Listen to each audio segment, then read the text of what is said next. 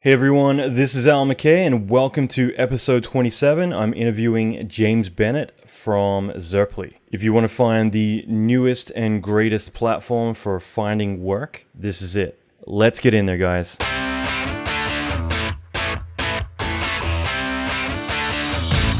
Welcome to the Allan McKay podcast. Allan is an Emmy Award-winning visual effects artist and mentor to many leading industry experts. Listen in as Allan talks with other industry leaders in film, video games, and visual effects about their experience, lessons, and methodology. Allan will teach you pivotal advice to fast-track your career, better your skills, and reach your ultimate dream job. Check out the latest episodes on allanmckay.com.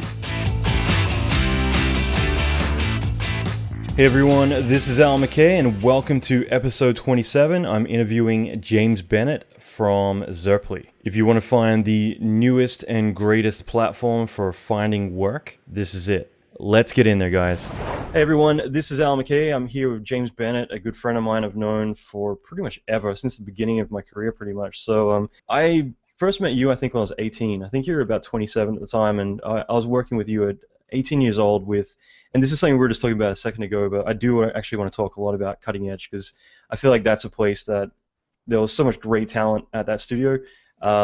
Dave Pierce, Dave Clayton, yourself, like a lot of other really great guys, and I kind of feel like even though a lot of us had already been working elsewhere prior to there, I still feel like that was definitely a pretty influential place and a place that we all kind of got to cut our teeth a little bit. I don't know, for you, what was your experience there like? Cutting Edge was really, really great. And this is some advice that I give to a lot of people. Cutting Edge was a post house. It was a small post house in Brisbane. That's where Allan and I met. And some, as you said, it hired very, very well. It didn't pay a hell of a lot, and I look back on the type of hours we did and what we got paid, and it's absolutely appalling. It really, really is. But that was almost 15 years ago now. And because I think I went there in either 2000 or 2001, something like that. I think it was actually 2000. Yep. And the advice that I give to pretty much anyone who'll listen is start out in commercials. Spend some time in commercials. I'm not a big advocate for people who roll straight from college into film, and I'm not particularly fond of those people who roll straight from college into places like Disney or Pixar or DreamWorks. Look, when it happens, fantastic. Okay, it's terrific. But to me, it's always like your first car straight out of college is a Lamborghini, and you really don't understand, number one, how impressive it is to actually own a fucking Lamborghini, or really how to drive one. And the thing is that you should start out with an old clunker. And I'm going to say Cutting Edge was actually it was a pretty good first car to have, because I think you called it an old clunker. Oh no, it definitely was. But it was one of those old classics that, if I'm going to continue on with the car analogy, it was one of those classics that you basically had to wind up and really push, and everything in it was incredibly manual. But at the end of it, it ran really, really well, and the product you got out of it was very impressive. But moreover, it was the lessons that you learned there, and that was how to work with a team, how to handle pressure, because holy crap, did they pile the pressure on. I mean, they piled the pressure on big time, and they were constantly expecting more from you, and you had to not only animate your shots, but you had to rig, model, texture. And I was storyboarding then as well. So I was storyboarding and doing character designs, and then modeling, and then everything else in between. And I always wanted to be an animator. And when you had a commercial that had a 2-week turnaround from beginning to end, you'd spend 2 days in animation. And then the rest of the time would be the setup, and then all the passes, and then the rendering, and then you have to sit through comp, and then you'd have to do extra bits and pieces that were required, and then do extra passes. But you learned the entire pipeline, and then you really got to appreciate what everyone's job was, so that when you actually did move into a bigger studio, and all of a sudden there were some things that needed to be done, you didn't have to constantly wait around for someone else to wipe your ass for you. You knew what you were doing, and you could help out. And I see some of the things where people specialize and they come out of college and all they can do is animate. and you ask them to do a constraint rig on on a spaceship, and they look at you dumbfounded and go, a what? And and I'll freely admit my rigging sucks, right? I'm not a good rigger, but I can fumble my way through a You at least understand the process, so you can communicate to them what you need. Exactly. And and as for volumetrics and doing effects and what have you, yeah, I'm completely shithouse at that as well. But what I can do is I can at least get some rigid body dynamics worked out. Hey, I remember you animating a pretty badass helicopter crash on a certain feature film a certain while ago, which had a certain really bad cast of Australian and American actors in it. Yeah, exactly. And you know what? You ham-fisted all the way through and you struggle through it, but you can do it. And the whole point is you can do it. And the thing for me is transitioning into previs. Those skills I learned in commercials have made me the generalist that I am, with a real leaning towards animation. Obviously, that's my speciality of my generalized skills is camera work and animation. But it makes me far more hireable and far more desirable from a commercial perspective or from a company perspective. So I can work in the commercials department, I can work in the previs department, I can work in pre-production. I can also do sketching and do character design. So, but that's what cutting edge taught me. That's what working commercials taught me. And that's actually one thing I love is like I've been really excited about doing this chat with you just because even just a quick catch up we've had and a bit of chatting we've had, like there's a lot of stuff that I've never heard anyone else say that I strongly believe, and you've been saying it almost word for word. A lot of the stuff that, like, for me, the best piece of knowledge I can give anyone when they start out is go into commercials, and we actually talked about this at lunch, but like my whole thing is that, and actually this will end up moving on to reels, I guess, but like when you first start out, you build your first reel, and it may look kind of fugly, but it's going to get you that first job. And then from there, the whole idea is that you go and you get as much experience, as much projects, everything you can, and you get that old reel and you throw it away, or you keep it for your embarrassing wedding day, or something. But the fact is that like you do not keep that stuff, and you go and you try and get more shit. And you can, as you said, like you can go work on like an animated feature film, let's say, and I'll say that because they're even longer, turnarounds. And you end up like animating some background stuff for 3 years that you don't really get to see at 4 or 5 shots, not that much responsibility, and your growth during that time is very minimal because you're not really being challenged. But if you go to work in commercials, 1 year in, you're going to work on 15, 20 projects, you're going to be challenged and stressed, and you're going to put yourself in the trenches. So by the time you get out of it, by the time you're 3 years in, you're pretty much at a good, capable level, whereas other people, you're right, they've got their little comfort zone, they've got the pipeline, they're working with 100 other people, and they're, day in, day out, not necessarily going to get challenged as much and have as much to show for it in the end either. So it's good. It runs you through the mud, and it's painful, but it's worth it in the long run. It's trial by fire, and I always say working commercials is dog years. Mm-hmm. And it's good. I like that. In fact, I've just been talking to a couple of different commercial houses who are going to be joining up Zerply very shortly. And the big thing that they've said to me is, so what's the makeup of the community? And I usually tell them we get them from all over the place. And of course, it's nice to name drop DreamWorks and Pixar and Disney and whatnot. But funnily enough, these commercial houses seem to say, yeah, that's terrific, but we don't really like taking people on from film. It's much better if we can get some generalists. It's who do you have who actually work in commercials? And it is definitely a different mindset. But it really is. I'm sure you've heard of the 1,000-pot theory. I recite this every fucking day. I swear. Like, all I do is I call it pottery theory. But yeah, you. Yeah, exactly. Go ahead. Yeah. So the 1,000-pot theory being two classes over the same duration, same semester, and they had to make pots. And the first class had to make a pot, and they had to make 1 pot over the semester. The other class had to make 1,000 pots. And of course, The 1,000 pots meant that they had to work on their pottery and what have you, and it was very, very small amount of time to make each individual pot. It took them a little while to get their first pot, and the first pot sucked, and the second pot sucked, and the first 300 pots sucked. But then all of a sudden, by the time they got to about 500 or 600 pots, they started making those pots pretty damn quickly, and they were looking pretty good until they got to the 1,000th pot. Every single time they touched the pot, every single time they touched a bit of clay, it was perfect. Whereas the class that made the single pot, you go back and you can still see imperfections in it. It took them a very long time. They're unable to adapt to different conditions and whatnot. Same deal. And obviously the parallel being between commercials and film.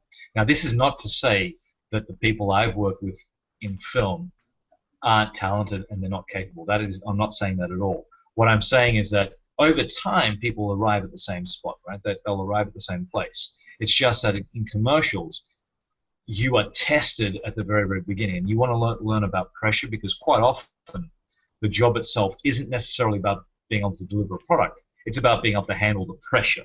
And it's being able to handle the pressure and then be polite and then be happy and then also work effectively with the team. And these are the attributes that will continually get you hired again and again and again. Is that if you can deliver the product, and let's be honest, you get paid to deliver a product. So if you can animate and you can do it well, with all due respect, congratulations, okay? But that's why you get paid. So it's a little bit like going to, being on a baseball team and someone going, so you're first baseman, right? You can catch a ball. Congratulations, and clapping because you can catch a ball. It's like, that's great, but that's why you're getting fucking paid, to catch the goddamn ball. What gets you rehired is your ability to handle the pressure. What gets you rehired is your ability to work within the team. And a great place to learn pressure and a great place to learn flexibility and whatnot is commercials. Yep.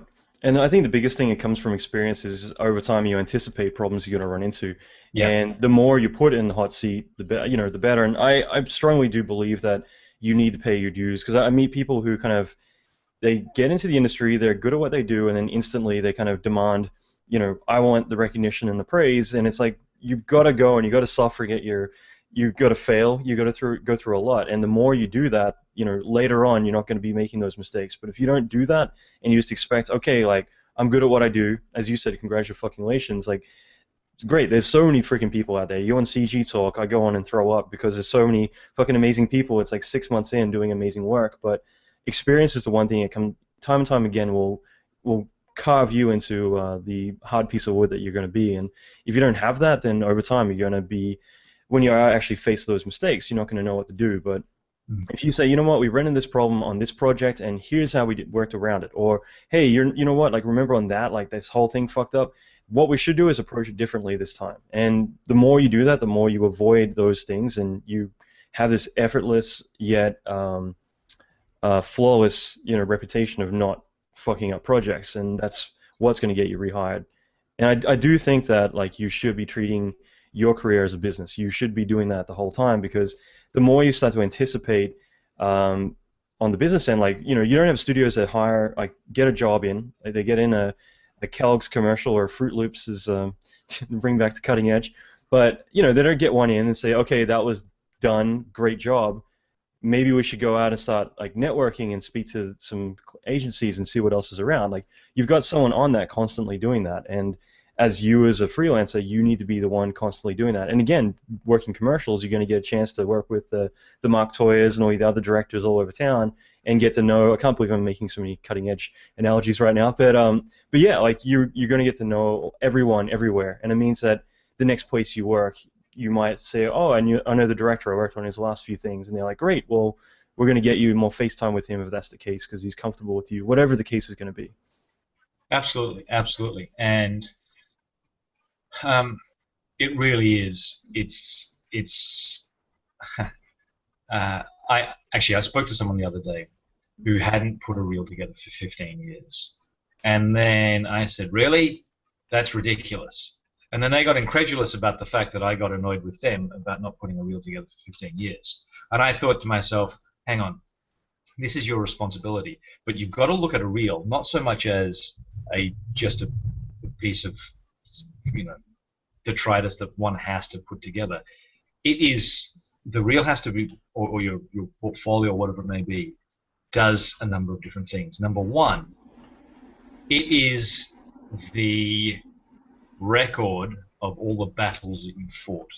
So I have a mental picture in my mind of Daniel Day-Lewis in Last of the Mohicans, and he takes off. He's got this beaded thing around his chest, and when he goes in to see all the not the Mohawks, the other guys, the other Indians, the opposite Indian tribe, he pulls this thing off his chest, and he holds it out and he says, this is a record of my battles, and this is who I am, and he shows it to them, and so that they can actually see and respect him and see what he's done. And your show reel and your portfolio is exactly that. So don't shortcut it. Don't go, you mean I've got to fill out all my fucking LinkedIn, and I've got to fill out all my IMDb, and in this case I've got to add some more bits and pieces on Zerply. It's ridiculous that you'd be looking at it like that, because these are the scars that you carry from project to project, and you should be not only wearing them proudly, but also displaying them for other people to see, because the things that you've done in the past allow people to see what you could potentially do for them in the future. And any opportunity that you have to shine a light upon you and what you've done, you absolutely should. You should take a leaf out of Allan McKay's book and do exactly that, all right? Because it's really important. And the other thing is, for example, and we'll talk about Zerply in just a moment, but we've got a really fantastic tool on it that it's called the Show Reel Breakdown tool. Pretty basic stuff. And what it does is, whenever you play your show reel, it enables you the ability to annotate all of the shots that are whilst the show reel plays. So the show reel breakdown will change in concert with the actual show reel. And what it does, it tells you what project you worked on, where you worked on it, what the role was, and also what software you used, as well as it enables you to write down a brief description of the things you did on the show, or the things you did on that shot. And I see quite a lot of the time people just put down, I animated the tiger. And I go, number one, I'm very impressed, and it's good that you put I animated the tiger, because quite often you don't know what people have done within a shot, because as we all know, it's very collaborative. But the thing for me is, this is your opportunity to say, how did you make the project better? What problems did you solve? Why am I such an integral part to the team? Why should you hire me? Why should you keep an eye on me for the future? So don't just fucking say, I animated the tiger. Say, the tiger, it was absolutely essential that we got all the movements of the tiger correct. So I animated these shots that were final by the director, and were now used as reference pieces for the entire team. Yeah, right? Absolutely. That suddenly tells you, this guy knows what he's doing, this guy's a little bit better, or whatever it may be. But shine a light upon your achievements, because if you don't do it, no one else is going to do it. And the big thing is that with anything, that when you have the attention of someone and you have a chance to speak, you should be using that every single step of the way. I put out an email a while back, actually, like a template of how to apply for a job, and I've seen some people get work based on that template. And the main reason that I even wanted to put that out was I had a friend of mine over at Digital Domain, and he was trying to get work for like 2 years, couldn't get a single job. I looked at all of the stuff he was putting together as real, everything else is really solid, and I'm like, I bet it's his cover letter, because everything else is flawless. I'm like, what's your cover letter? And he's like, okay, hi, I'm so-and-so, here's my work, you have any questions, please email me, kindest regards, so-and-so. And it's just like, are you fucking kidding me? Like, this is your chance to sell them on everything, to use everything you can to like really tell a story. And resumes is another thing. I kind of don't think, like with LinkedIn, with Zerply, with a lot of other resources, you really need a resume so much. I think IMDb is a really, like, it says a lot. But if your resume, whatever it's going to be, like everything that you have that someone's going to be looking at, it's a chance for you to really sell yourself as like, I'm the guy that you should be hiring. And even if you have some flaws you might need to cover, like this is a chance to to, any of those red lights, like, oh, what's up with this guy? You can address those things. Anything that you can to steer you in the direction of getting hired. So you should be taking advantage of everything to make sure you're selling it as one big package to get you the job that you want and to get you the money that you want. So I think the question that you want to be asking me right now then, and this is going to be particularly good for the podcast, and that is, what should one do when putting a show reel together? What are the 3 tips that you would suggest? Well, it's funny, James. I was just about to ask you, like, what would one do? What should someone do? What are the 3 things someone should do when they're putting together a reel? Alan, I'm glad you asked. The first thing that I always say with the show reel is it should demonstrate what you do. Okay, and that may seem like a really dumb thing to say or a very obvious thing to say, but I've literally seen thousands of show reels now, and there are quite often I look at stuff and I go, I'm not too sure what it is that I'm looking at. Mm-hmm. And the question should never be, what am I looking at? The question should always be, wow, how did you do that? Right. And because how did you do that is a good question. What am I looking at is a bad thing. Or what did you do is a bad question. What the fuck is this is a really bad thing. Exactly. It's a really, really bad question. So, number one, it should actually demonstrate what you do. And let me give you a really good example of that. I can't remember his name right now, but he's a DreamWorks guy, and he's a for an effects TD, Mm-hmm. and he some shots of Megamind character is the bad guy in it. Shots of the Jonah Hill character in Megamind, where he's flying around, and they're finished rendered out shots, but then he's got a couple of working shots where it's just Jonah Hill or the character with him standing, and then you've got the cape flapping in the background, and then you've got a cut.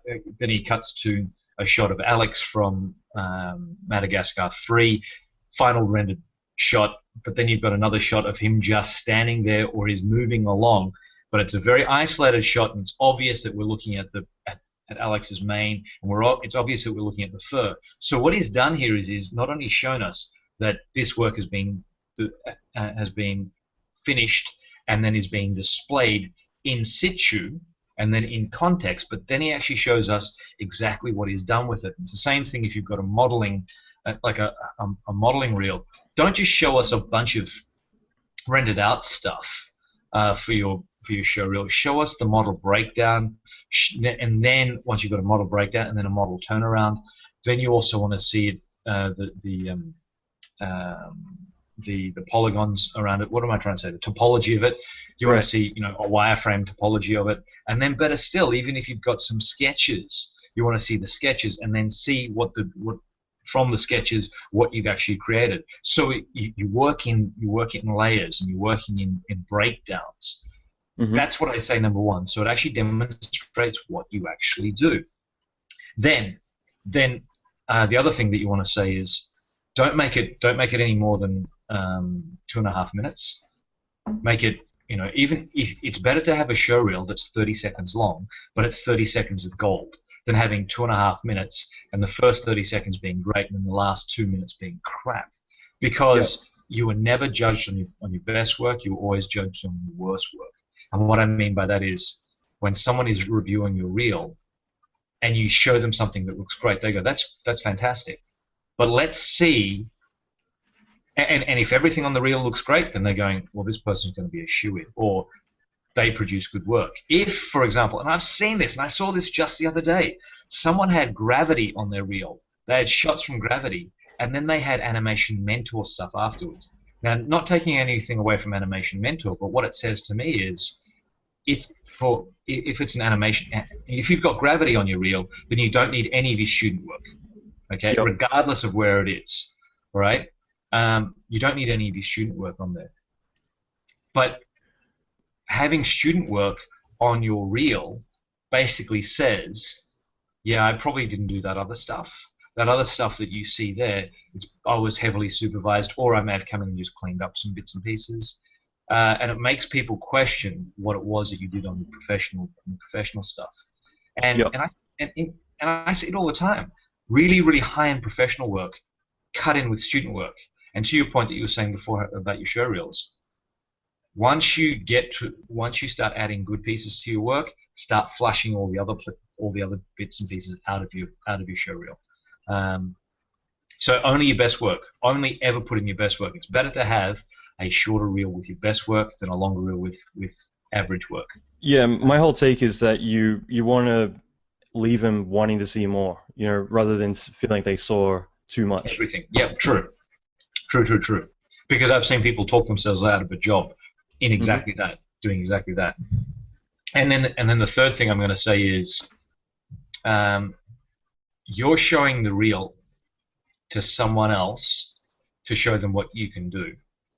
You're not showing the reel to yourself so that you can see what you can do. And what I mean by that is, some people have 15-second lead-in with a really elaborate fucking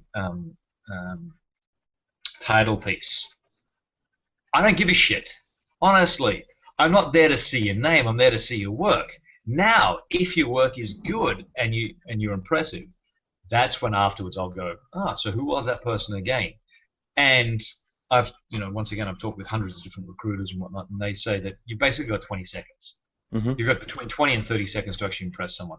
And what that usually means is 20 to 30 seconds means you've got between 3 and 4 shots to actually impress someone, which means that your actual title card at the beginning should only be 6 seconds, maybe 7 seconds at most.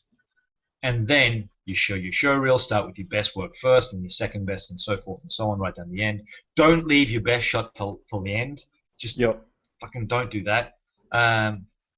And then at the end, when you put in your title card, that's when you can actually put in a much longer title card. And that's when you also need to put in who did the music and whatnot. But make sure that it's interesting. Like I said, you're not showing the reel for you. You're showing the show reel for someone else. Be respectful of other people's time. Be respectful of other people's time, exactly. And then the last thing is, and this kind of goes on with, keep it interesting. And when you're showing it to someone else, if for whatever reason, this goes out to the students, right? So if students don't have any professional work, and I know that students are going, but what if I don't have any professional work? Still put your best work on, okay? And even if you've got 2 good shots, put those on. And if you're actually making up a shot for your show reel, and I'm actually teaching a class right now with iAnimate. The students that I've got, they're really good, and they're listening to the stuff that I'm telling them, which is fantastic. And that is, you wouldn't go see a play with a pot plant and a chair in the middle of a stage. And very rarely would you actually go to do that. Unless, of course, you're going to see a really fantastic actor, then fine. But generally, most movies aren't just a chair and a pot plant. They're really not. So why would I watch something on your show reel that's just a person on a flat plane? If you're going to do it, make it interesting, make it textured, give your characters or your creatures obstacles within the scene that they can surmount, or they can play with, or they can do something with. Create something that's interesting, textual, and give the characters context.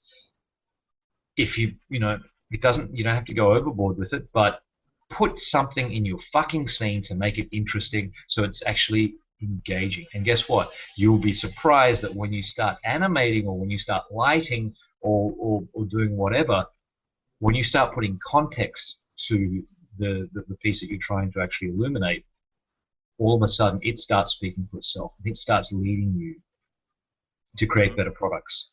So it's better for you and it's better for the audience.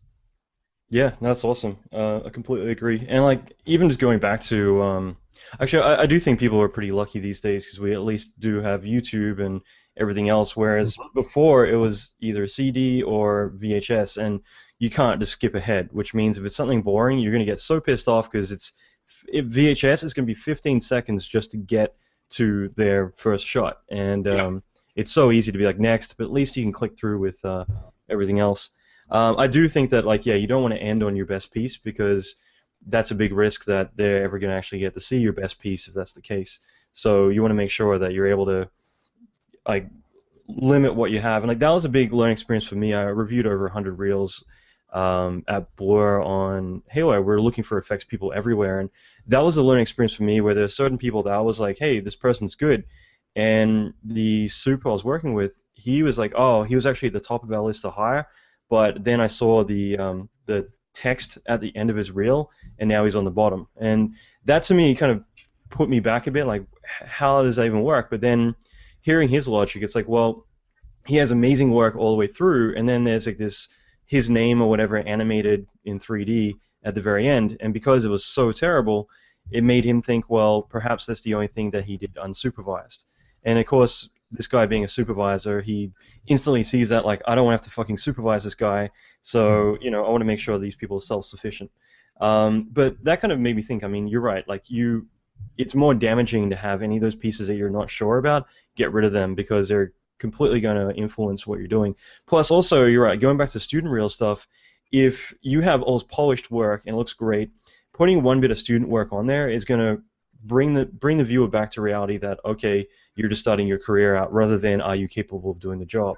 So if it's all polished work, it's great. If it's all polished work, then there's a one piece in there. It's like, oh yeah, is it, what, this guy just graduate or what? You look at the resume, okay, because yeah, we're great until that moment. So again, you kind of want to use the first one to get yourself in there, and then flush that and start all over again. Absolutely. I don't have anything, you know. We spent a little bit of time talking about cutting edge, but I sure as shit don't have any of my work from cutting edge on my reel. Mm-hmm. Well, that's the thing too. Like, one of my buddies over at Weta, he just sent me his reel about 20 minutes ago, and I had a look at that. And like, this guy I knew when I was at Cutting Edge actually, and like he was in Sydney, I was in Brisbane, but I had a look at his reel, and it's all Weta stuff. It's mainly Gravity and Apes. So I mean, he's been in this industry forever. And yeah, he's only got like 3 pieces on there, because like that's the stuff you're most proud of. Then it shows you can do the job. Then fine. I might, for me, because I work just as much as a vendor as I do as an individual, I tend to work a bit more showing diversity. You know what I mean? So you want to show the kind of stuff that a client's going to look at and be like, oh, I want that on my project. You know, so it's going to be a bit different, but you know, you basically want to show enough that they're like, holy crap, yeah, this is great. We want to hire this person and get him in to do the job. Do you remember at Cutting Edge? I just remember this now, but there was a reel, and this is kind of like a good example of like where you don't want to be. But there was someone's reel that they sent in, which was like this guy dancing in a disco room. He kept saying like, "Hey, don't touch me," or something like that, over and over and over. Do you remember that at all? Because for the longest time, it became like a catchphrase we would always say. And it's just because like this reel was so oddly done that it just stuck with us, and we'd put it on for kicks occasionally, which again, you don't want to have your reel in a place where people are just like looking at it because of how humorous it is. Yeah, exactly. You don't want to be that punchline. Yep. Yeah, exactly. For sure. That's where you don't want to end up. But no, it's cool. I mean, I don't know. Like Cutting Edge, again, just because we were chatting about before, but kind of it brings back a lot of memories for me, just because, yeah, it was such a great environment where we're doing such varied stuff, and even now Cutting Edge is doing great stuff. But I think for us, like, we're all at a point in our career where we're all about to go off and do pretty cool things. I mean, I will bring this up because there was something you did which I always thought was really, really intelligent, which was you're about to move to London, and you're about to go over there, and again, like, I think there were so many of us that our careers kind of like took off from that point, and like with you, the last thing you did, I don't know why I remember this stuff, but the last thing you did before you left was you know, because you'd worked there 2 or 3 years or longer than that, so you'd ask them, hey, can I lead a project before I leave? And at least at first glance, like me being 18, I think I was thinking like, why would you want to lead a project when you're just about to leave? Like, what would be the benefit? But it's essentially, if you deconstruct it, it's, hey, I put in the hard yards here. I've done all this hard work, and I don't want to leave and go to the next place as like a senior animator or this and this. I want to go reestablish myself like with that title that I've earned. So why not get it officially on paper? Which I assume is what you did. But it's a very smart thing to do, is to say, okay, well, I've paid my dues here, so I'm going to get that title before I leave. So the next place, I'm kind of taking, I'm on that next keel moving up the ladder. Absolutely, and the whole reason why I moved to London was because I wanted to go to Weta, and I knew that I didn't have the, and that was for back then. Lord of the Rings was hiring, and I'd applied and they'd said no, and I went, okay, so what am I going to do? I can't seem to, and nothing was happening in Australia at the time, so being able to move. George of the Jungle 2 was happening, okay, buddy? That's very true. That's very true. Sorry. How could I possibly forget that? So, okay, so there was nothing better than George of the Jungle 2 at that point, and so I made it a conscious decision to actually move to London because I felt that, number one, moving to another place, you were always more respected if you move someplace else, if you're coming from someplace else. And I know that Australians have a very good work ethic, and they're highly sought after. So going to London was a good thing, and also exactly that. I made sure that I got a lead credit before I left, so that when I went to London, I could actually come in and say, yes, I was a lead at someplace else. And quite often we perform the tasks and we fill the positions, but we don't actually have the title. And it's just a matter of quite often not just asking for it. It really is. But you have to be ready for it, and you also have to be able to back it up. Mm-hmm. And then going to London, I was only in London for a year, but when I went back to Australia, I was able to walk. I basically doubled my rate in the space of a year just by going to London and then getting some film experience and then getting some big pond experience, as it were. Mm-hmm. Which I highly recommend to a lot of different people. That I highly recommend to people. Quite often, the best way of moving up is to move sideways, and then to come back. It was a good experience. And then, of course, after that, I went to Animal Logic, worked at Animal Logic for a year on Happy Feet, and then directly after that, I moved and went over to Weta. I was at Weta for 5 years, so that was good fun. And boy, did I mean, Weta was the real proving ground for me, and swimming amongst sharks there in a good way. That everyone there is very, very good. They don't suffer fools. Anyone who's there deserves to be there, pretty much. So, and particularly anyone who stays and gets extension of contracts definitely deserve to be there. And they're all, they're the best of the best. And it's no wonder that they continually win the Oscar for best special effects. It's a good group of people, and the mentality there once again is you've got to be a specialist in one area but a generalist in many, and be able to pull your weight on a number of different areas, which is tough for some but rewarding in many ways. So Weta for me was a real highlight in my career, and then of course I came here to the States, and I've been here for 5 years, and I came over here to work on Iron Man 2. Yep, that's where I bumped into you. Yep, at Starbucks or something. At ILM, I know. I was not surprised to see you, but that was a fun trip. That was a fun project. And then I went to DreamWorks, and I was there for 3 years. And my last show there was How to Train Your Dragon 2. And unfortunately, I got let go in 2013. I was on at will. I was an at will contract, and I was also the only previs artist who was working cross-site at that point on How to Train Your Dragon 2. And so when they were making cuts and what have you, it was a very, very easy thing to let me go. And it was I actually think it was a good judgment call on their behalf. Mm-hmm. And it was actually a really, really good thing to happen to me, because it allowed me to then focus fully on Zerply, which is where I am right now. So that was really, really exciting.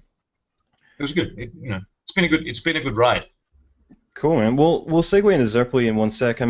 While we're on the subject of you and your career, I'd love to pick your brain about the stuff, just because again, I think that you've got such a wealth of knowledge, and you've been everywhere that really great. I mean, for you, what was we'll start with this. What was the biggest clusterfuck of a project that you've been assigned to in your career that you're comfortable talking about? Because we all have them, but I mean, I think it's the most valuable thing is to be able to talk about like those. And I will just say, actually, I remember talking at going to a talk with the guys from Rising Sun who were working on Harry Potter, and they gave a big talk for about an hour about basically all the failures they had on this production, which was just about before I started on Daybreakers, which I was going to be going through the same shit that they went through. And for me, like, listening to people's failures or struggles or just even the shit that they had to go through because there was other people going through hell. But it's so educational because you learn from that shit rather than it being like, yeah, it was a walk in the park and everything worked great. It's nothing you can get from that. So I'd love to hear your take on that. I agree that the toughest shows are always the most rewarding, and the but it all depends upon why it's tough. I'm going to say that the last show on which I worked, which was Godzilla, was unfortunately not a lot of fun for me. Because I'd gone up there, as a heavy hitter to basically work with a really good friend of mine, and end up working with someone who was not. I don't think he respected his crew, and I don't think they were very. I don't think they were particularly self-aware, which meant that they were very abrasive. And I think at this level, everyone knows what they're doing and everyone can actually deliver. And I don't think you need someone to basically tell you that you're shit at your job or that you're just not delivering when it's just not the case. And I think the thing about experience is you can say, and I know when I'm not delivering, right? I mean, I know, and I think everyone knows in their heart of hearts when they're not living up to their potential. And I was busting my balls for that particular project and producing good work, and I was constantly being, I was being questioned about it.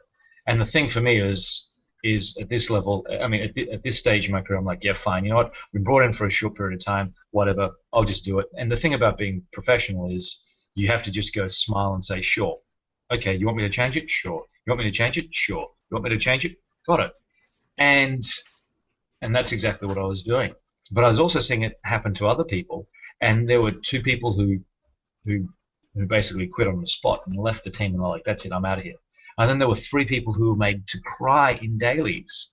And I think that that's just bullshit, absolute bullshit. Yeah. Like, it's it's a film. At the end of the day, it's a film. And everyone who's there is there because they want to be there, and they're there because they're there for the craft. And it's a job at the end of the day too. Like, this isn't something that we should be sacrificing our lives and letting divorces and everything else happen just because we got to go and throw our lives away for a job, Exactly. And you know what? The thing is the project was finished and it looked fantastic.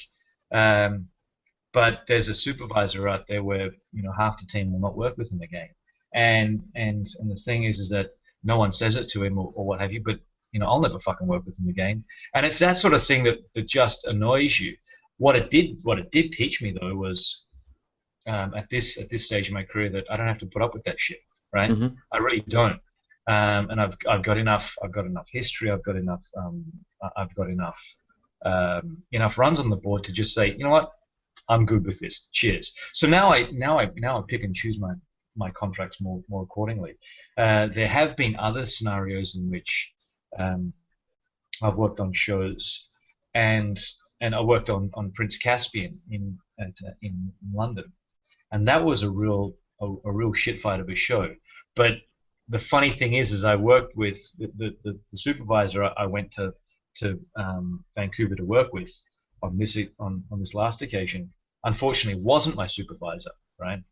And that's when I didn't enjoy myself at all. But I worked with him, and that's where we met, was on Prince Caspian. And he was terrific, and we got on really, really well. and the show is tough, and we're working 16-hour days.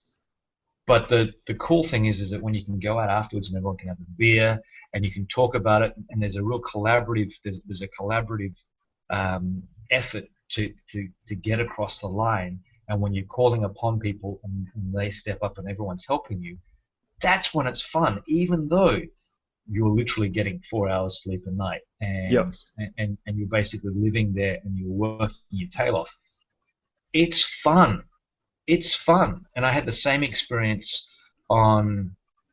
I had another experience on How to Train Your Dragon 2, where it was the best experience in that everything you're working with is just the best. I mean, you're getting to animate dragons. In this case, I was previewing, so working on dragons was just terrific. I loved Dean, the director. He was fantastic. I had a really great relationship with the Hoka, with the head of the department.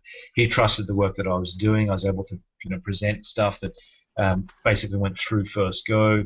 I felt like I was at the top of my game. I was being respected by the rest of the team, and the rest of the team were worthy of. Were really, really good. So everything they were producing was making me work harder, and everything I did made them work harder. So that was, that's when everything falls into place, and it was a beautiful, wonderful experience, and that has been the absolute highlight of my career. But the other one was working on Madagascar. Oh, really? No, Madagascar 3. And Madagascar 3 was really tough. Really tough. And we spent a long time trying to find the story, and there were 3 directors, and the 3 directors were constantly changing it. But once again, it came back down to the team, and Noel Meyer, who was my supervisor at that point. I had dinner with them, with he and his wife, just over the weekend. We're very good friends now. And I have the utmost amount of respect for him, because he really pushed us as artists, but he also fought for us when needed. And then every single member of the team, as a team, it's been the best team I've ever worked with. Even better than the team that I worked with at Weta. And as individuals, the Weta team was just phenomenally the best that I've ever worked with. But as a cohesive team, where everyone was pulling towards the same goal. It's a much smaller team in previs rather than animation.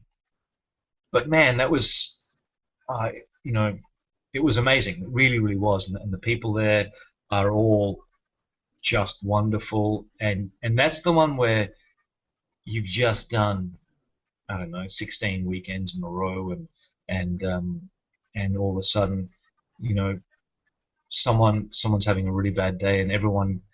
We go out and grab beers and bring in donuts, and everyone's there to support them to get them through it. My worst day was I've been working on it for a while, and the director said something that just ticked me off, and I almost couldn't hold my tongue anymore, and I just said, look, I got to leave, and stepped out. And we'd been under pressure for a very long time, so I stepped out of the dailies room, because I've just had enough.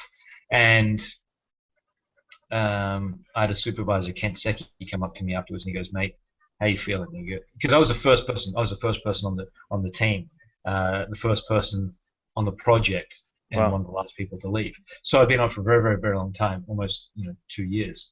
And Kent said to me, he goes, "James, no one remembers how you start a show.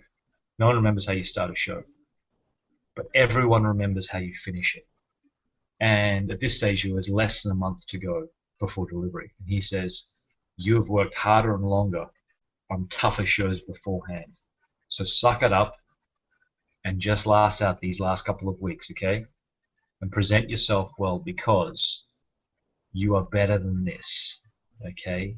And give them something to remember.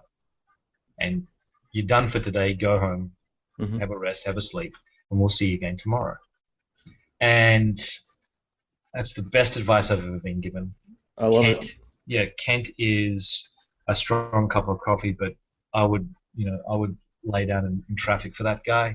He is a really, really wonderful supervisor, and he's a real purist for the art.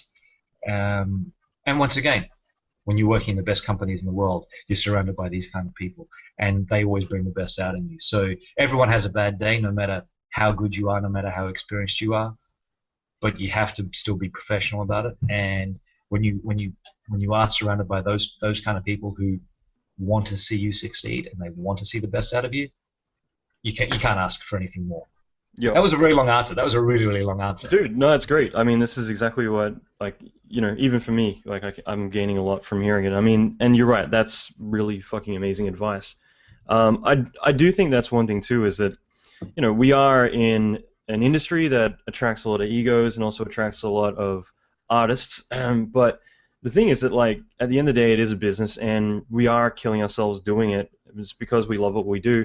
And I do like when you work with professionals who, you know, like, it's completely understandable when you have those moments when you're butting heads or you're just exhausted, and, you know, no one needs to take it personally. You know, it's just more of, okay, like, you know, we're being dragged through the mud right now, and we got to get to the finish line. So everyone understands that, and it's never going to be something you're going to take personally, like, oh my god, like, what's up with that guy? He's freaking out. It's like, look, you know, and not to say that was your situation, but the thing is that we go through hell, and, you know, at the end of the day, it's just like, all right, like, suck it up, and, you know, let's regroup and get through this, because, yeah, that's just it. Like, we go through these sporadic, like, towards the end especially, periods where it is hell, but you just got to, like, head down, just brute force it, you know?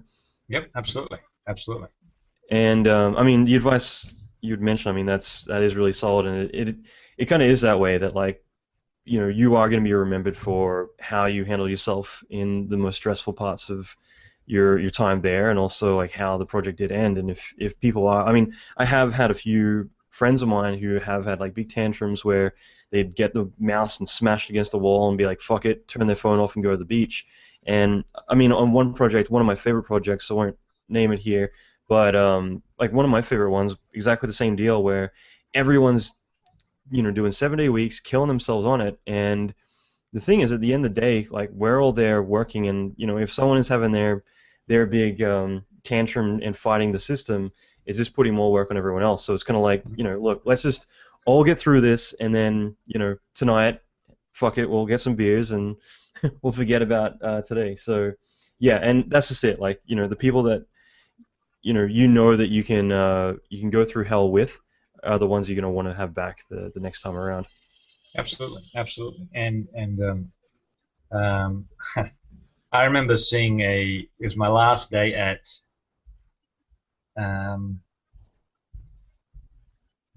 Photon Stockman.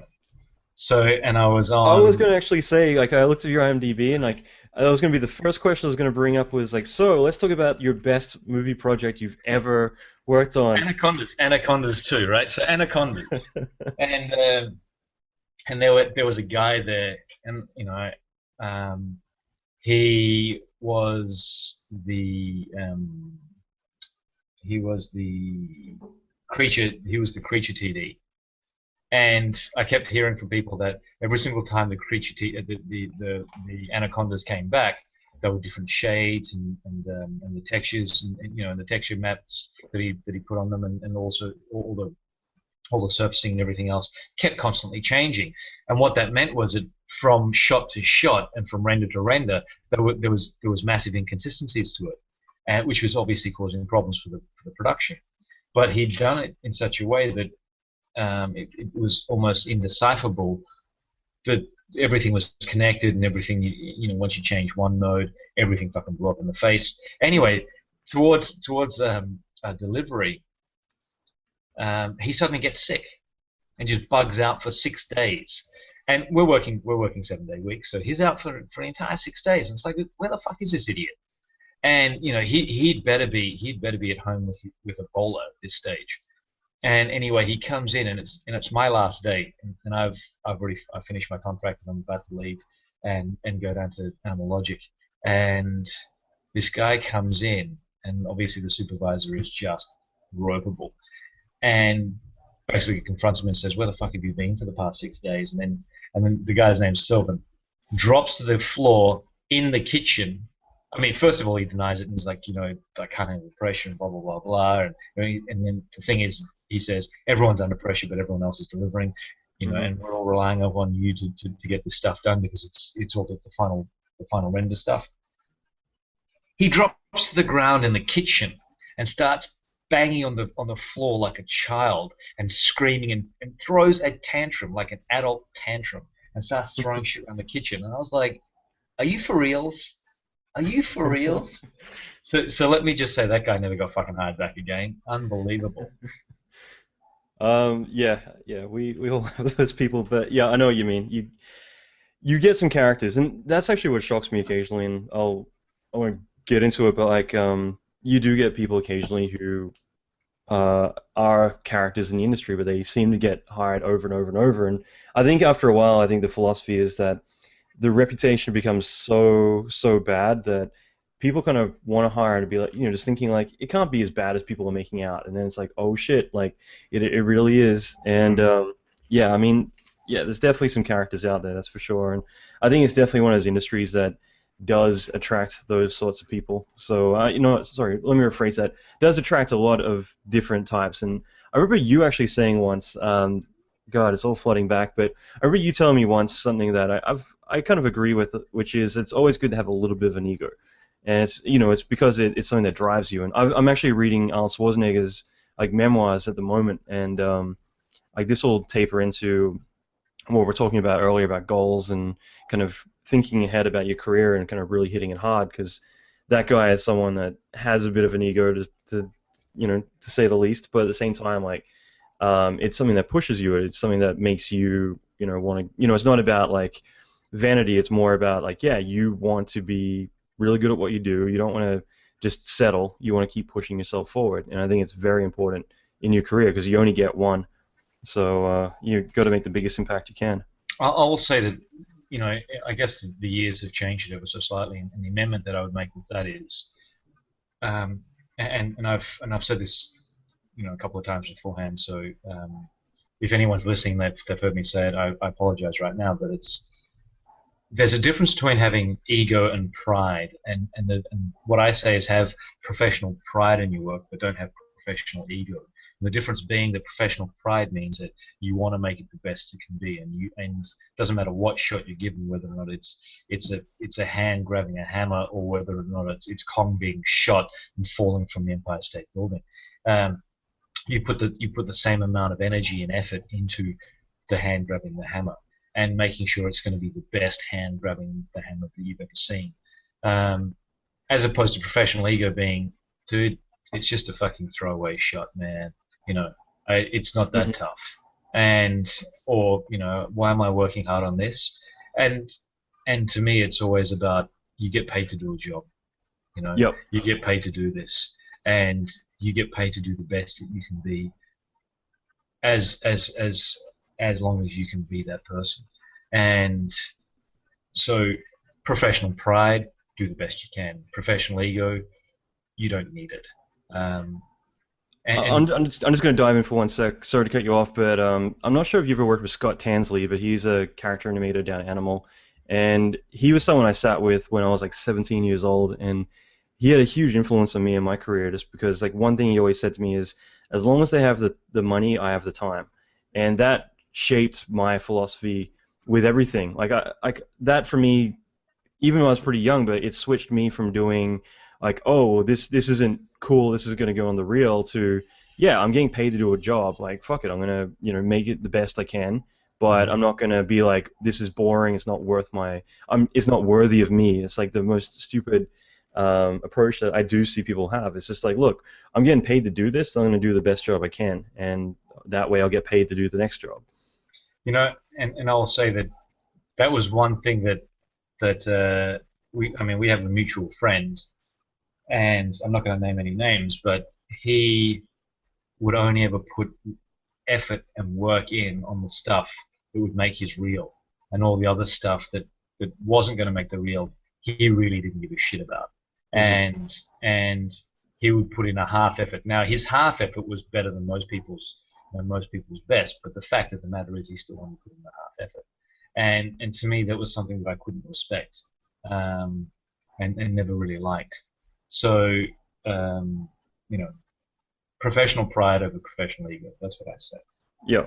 I mean, we were talking about this at lunch the other day, but like, I gave my analogy of like you could be the world's greatest artist, but if no one knows who you are, then no one's gonna hire you. And like at the end of the day, like what you're doing is you're painting. You know, I try and treat it like you're painting a house. Like you are going in to paint a house, and if the director or someone says, "I want to paint it pink and yellow," or whatever it's going to be, some ugly, fugly colors, then you're going to say, "Okay, great," rather than it being like, "Okay, well, no, like I refuse to do that because it's going to look terrible, and you know, you're going to ruin the movie if you make that decision." It's like, dude, shut the fuck up. You're being paid.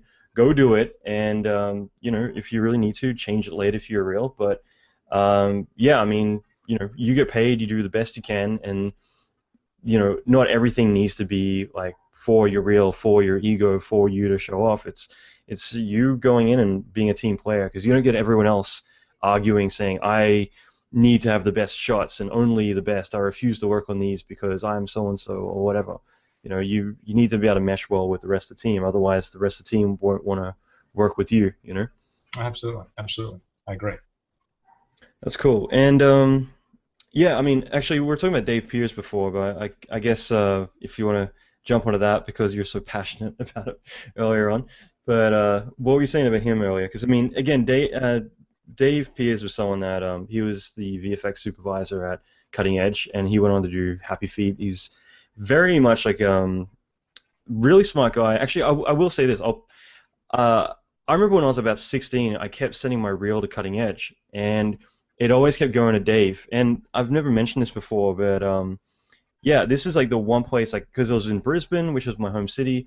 I kept sending my reel, and I kept getting rejected. And I remember at one point there was like an ad went out, and you know they're advertising, they're looking for like a TD, and actually the guy Sylvan you mentioned, I think, got the job. And so the funny thing is, I remember trying to go around Dave because I'm like, I knew it was for some other email address. So yeah, it's basically like for a good like year and a half, I kept getting like rejection, and then I went off and did my career, came back, and came on Cutting Edge. And like the thing is, like, yeah, that was just something that came up. Like Dave is just like a really smart, very technical, but also creative guy. So when you put him on set, he's really great in that regard because he's going to know everything from lenses through to like what we're going to need to do once we get the shit back. He's just like a really overall bright dude and very persistent with what he does. Yeah, and I think that if he rejected you, as it were, he had a reason. Okay, he would have had a reason for it. And obviously you were hired on when you were ready. So you know, it happens. And the thing with Dave is, he's the sort of guy who pushes an entire team, and he is definitely focused, and he definitely does it for himself. But he does it so that not only does he look good, but the entire team looks good. And there are those supervisors who fight in the trenches with their, you know, with their soldiers. And I'll give you a really great example of that. Is Christian Rivers is that guy. Christian Rivers is the quintessential supervisor, where he speaks very quietly. He's always very polite. He never lets anything fluster him. But at the same time, he lets you do what you do. And I actually spoke to him about it, and he said, "Why would I want to tell some of the best animators in the world how to animate when I should just be letting them do what they do, and all I need to do is just keep them on track, right? My job is not to actually tell them how to fucking animate. They should already be able to do that. My job is to just make sure that everyone's on the same page, as opposed to some other supervisors who are very particular about how to animate, and what they do is they noodle people into doing something that they would do rather than allowing them to bring something to the table." Yeah, and put some trust into them. Yeah, and so Christian Rivers is one of those supervisors who leads from the front, and he basically says, "Let's all charge the hill." and he picks up a machine gun and runs along beside you. Dave Pearce is the same sort of guy, but he's a little bit more tactical about it. And what he will do is he will still charge the hill with you, but what he also realizes is he's going to be in a tank as he does it, because he's like, I've got far more firepower doing this. And I've never seen anyone move through a company and be as politically astute as him to actually make sure that the department and what have you gets all the resources it needs, gets all the backing that it needs. Because ultimately, when you actually get to the top of the hill and you've won the battle, we all win, right? Mm-hmm. And everyone looks great. There are some other supervisors, on the other hand, who basically stand on another hill and just start calling out shots, and they never pick up a rifle. They never do anything. At the end of it, once the dust is cleared, they expect everyone to get their throne and carry it all the way to the top of the hill. And they're the ones that you just don't like, and they're the ones that people keep saying, how the fuck is it that they keep supervising? But you'll see different people along the way. What I will say is that in my experience, there are more people like Christian Rivers, and there are more people like Dave Pearce, and there are more people like Ken Seki than there are not at this level. I mean, it really is, at the end of the day, about learning how to work with teams, which is really important. Yeah, absolutely. And I think it's just a really crucial factor that you do A, mesh well with the team, and B, if you're supervising, I mean, I think it's very difficult for some people because, especially let's say producers, because they're not hands-on, like they're not physically, let's say, moving up the battlefield, they're literally just observing, and so it's very difficult not to try and influence something somehow just to make you validate yourself. So, we've both seen like the good and the bad, and the bad is people who the machine is working, like the animators are doing what they need, so why fuck with it? But then, you get some people who are like, well, if they just go about doing their job and everything's working smoothly, then I'm not, I didn't influence this, so I need to go and throw a spanner in the works just to have my influence on this project. So you derail something specifically to make you feel more valid in the process, rather than saying, okay, everything is working, great, well, I don't need to touch it, I will be here. If things derail, I'm going to be there as support. I'm going to make sure we get back on track. But, I'm not going to touch it. If everyone's happy, then great. I don't need to worry about my job. Everything's fine. And it's a huge issue I see a lot of the time with the people who are more insecure about their positions, I guess. For sure. And, the best people don't necessarily say I'm the best. They just go out and do it. You're the best around. But let's jump onto Zerply. I mean, that's something that I know is going to be something really great to talk about. And I don't know. I mean, if you just want to give a bit of background of what the hell is Zerply, I think you're the man to do that. So if you want to break it down, like what it is, and I'd also love to know like how it actually came to be, like how you got the idea. Sure. Zerply is. Think of Zerply as an invitation-only online community for as a high-end talent resource of animators, illustrators. We have producers, we have matte painters, modelers, the whole gambit. And what we do is we connect creative talent with creative companies in a super efficient and really streamlined way. So, think of it more like IMDb and Vimeo and eHarmony all rolled into one. And basically, what it was is that I was in London. I was at Weta when I got a call from an old producer friend of mine in London, who basically said, "James, what are you doing? We need some help. Get your ass over here." And I went, "Oh, okay. Let me just double check and see if I can actually take some time off." So I get the call on the Monday, organize the contract on the Tuesday, get the go-ahead from Weta on the Wednesday, get my ticket on the Friday, fly out on the Saturday, start working London on the following Monday. Mm-hmm. So it's a complete rush job. The project was crashing. They said they had 6 weeks to delivery and 300 shots to final. So they flew in 6 seniors from all over the world. So at the end of the 6 or 7 weeks that I was there, I'm at the pub and I'm having a drink with Fiona and I say to Fee, so I'm at Weta and you call me all the way from New Zealand. Why didn't you just find someone here locally in London? And she said we just couldn't find anyone. We didn't know who to turn to. And I went, this is London, and it's full of effects houses. They're pretty much all on the same street, you know what I mean? Yeah, exactly. I mean, seriously, you throw a can of baked beans out the window, you're going to hit a effects artist. And she said, no, we couldn't find anyone. I thought, hang on, that's just fucked up. There's something wrong with the system. There's something wrong with this. And then, so that was in my mind. And then when I was at ILM, a good mate of mine by the name of Ben Sanders, he showed me this website of his that he was doing for his own personal profile, his own personal portfolio. And I went, this is really interesting. And he'd kind of had he was trying to build it more as a collective. And I went, what you need to have on here is not just the artists, but you need to have the companies as well, because it's not about artists trying to find companies, it's companies trying to find artists and vice versa. So it's two sides of the same coin. So then we went about it for about a year and a half trying to build a platform called Wheelhound.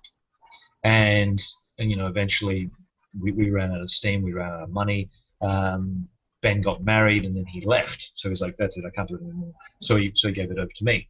And then I repositioned it and changed the company to be called The Credits.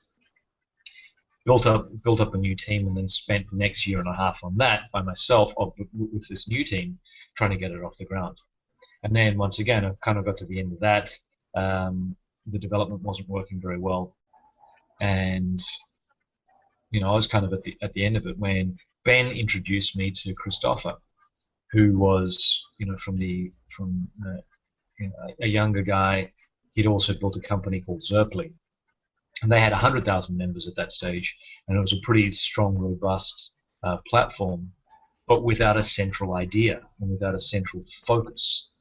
And I talked to him about the credits and said, maybe you should look at it like this. And we had very similar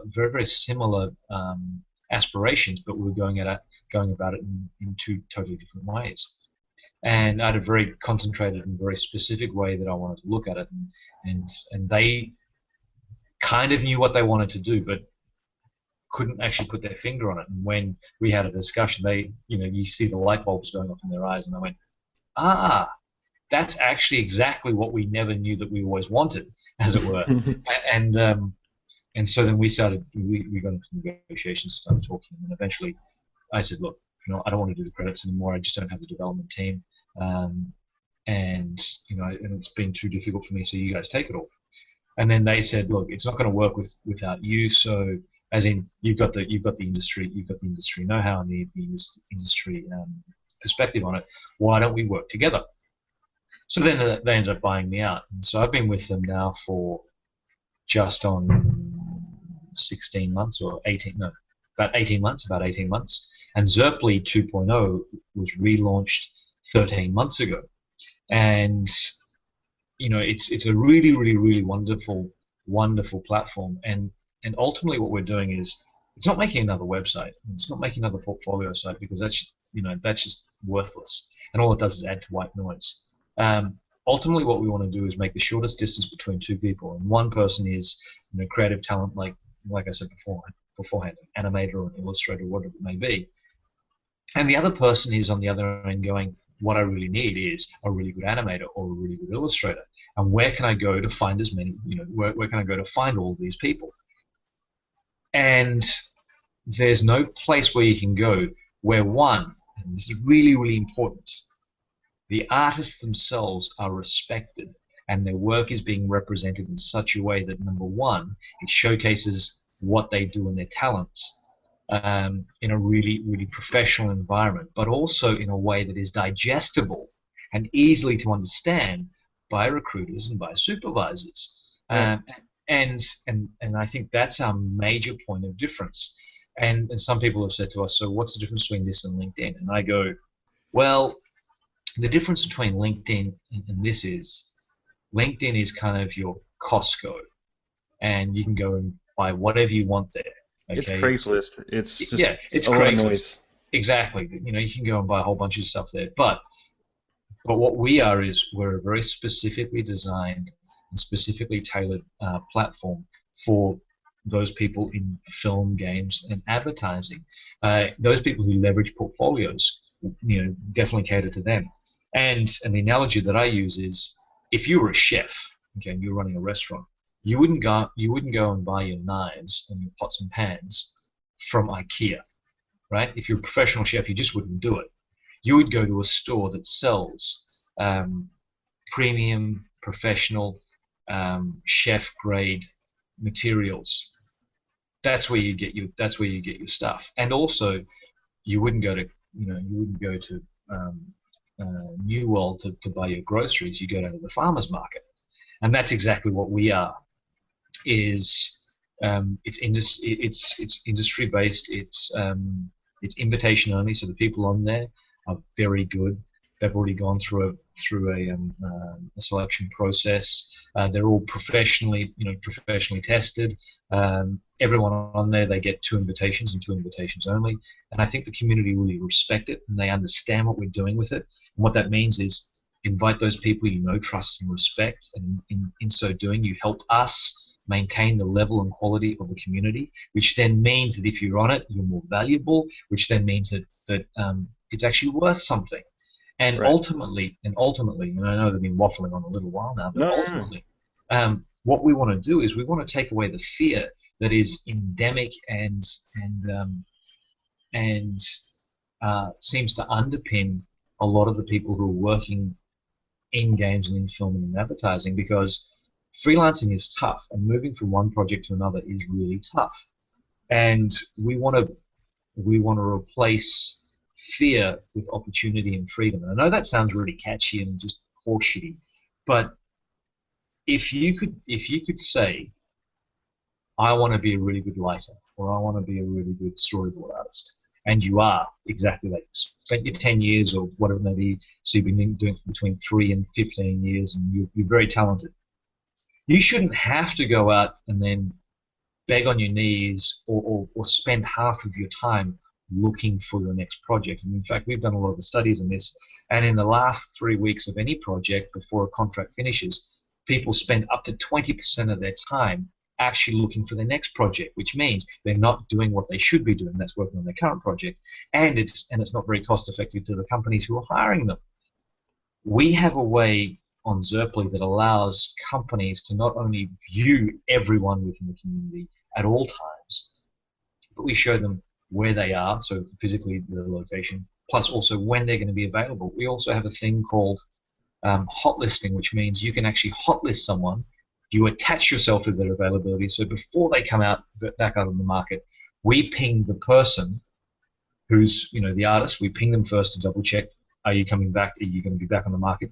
And if they say yes, then we ping the people who've hot listed them, saying, hey, by the way, you should give Allan McKay a call, because he's coming back on the market. And we do this 2 weeks before they come back on the market, which means that the artist doesn't have to constantly look up and search for the next project, and the companies get a heads up, and the window of opportunity when they're looking, and the window of opportunity when someone is hireable, we merge them together. And What was that feature called again? Was it called Dibs?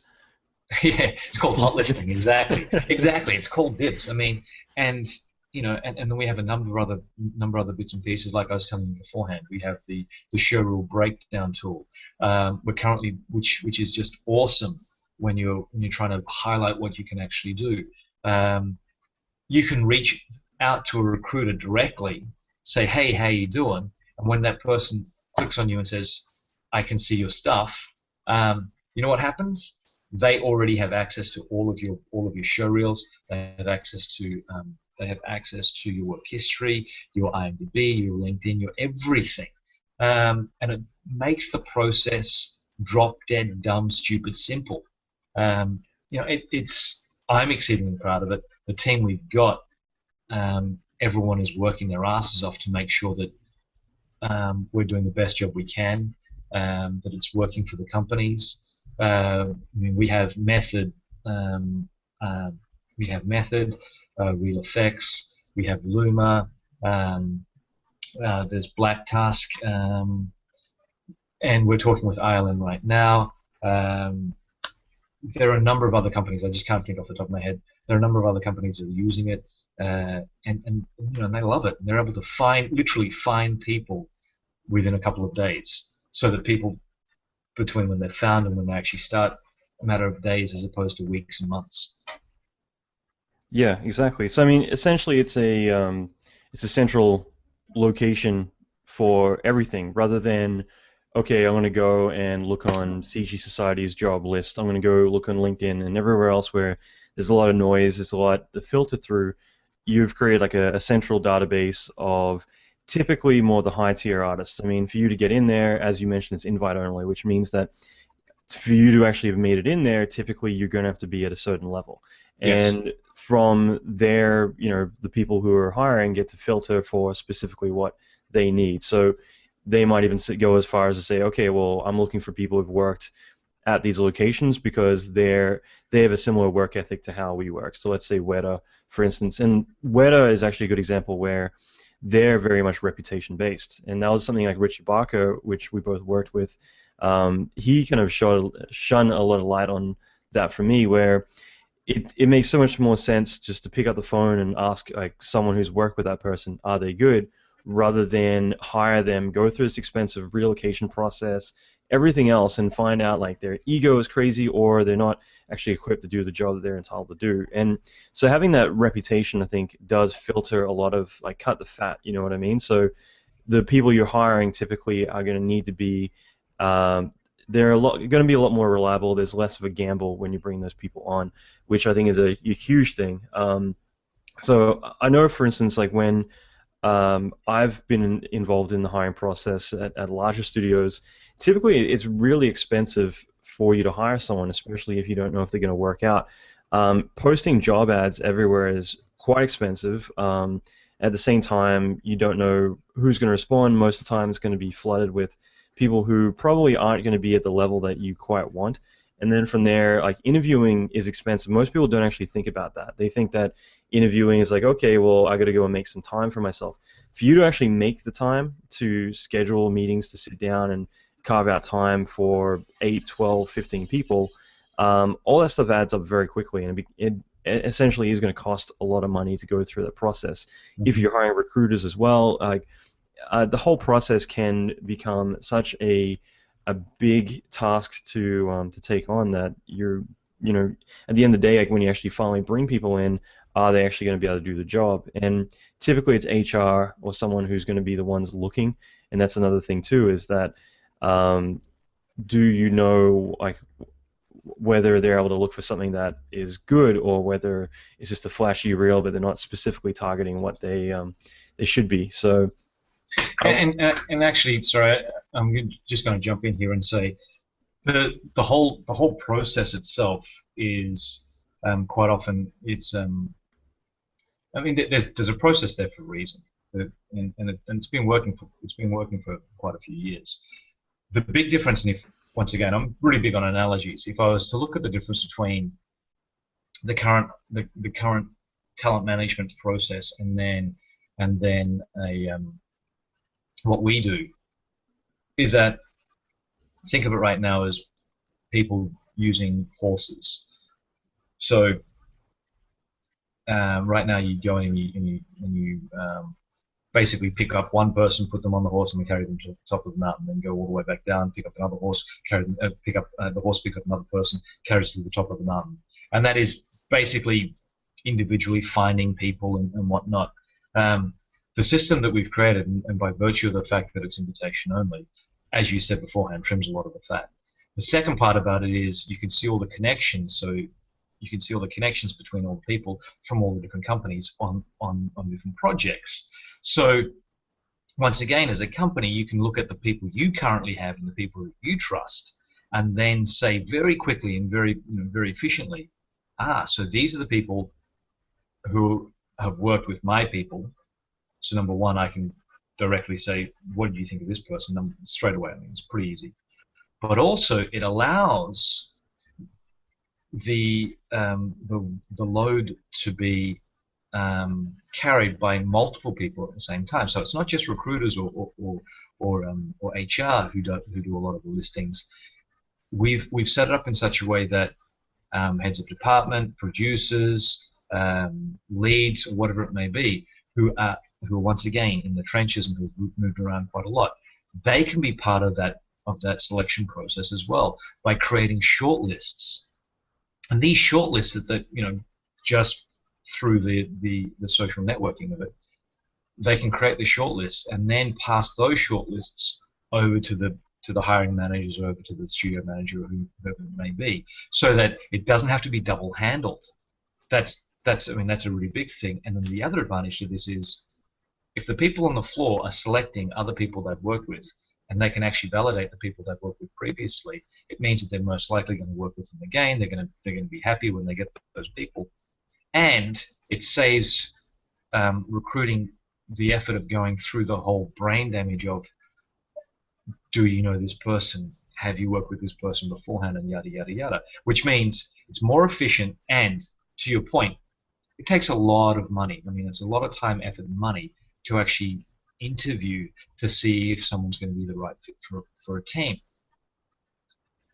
What we do on Zerply is we basically flip the paradigm around, where usually it takes 80% of someone's time to play. I mean, when you're trying to place someone into the team, 80% of the time is actually spent on finding someone, and then 20% of the time is actually spent on hiring them.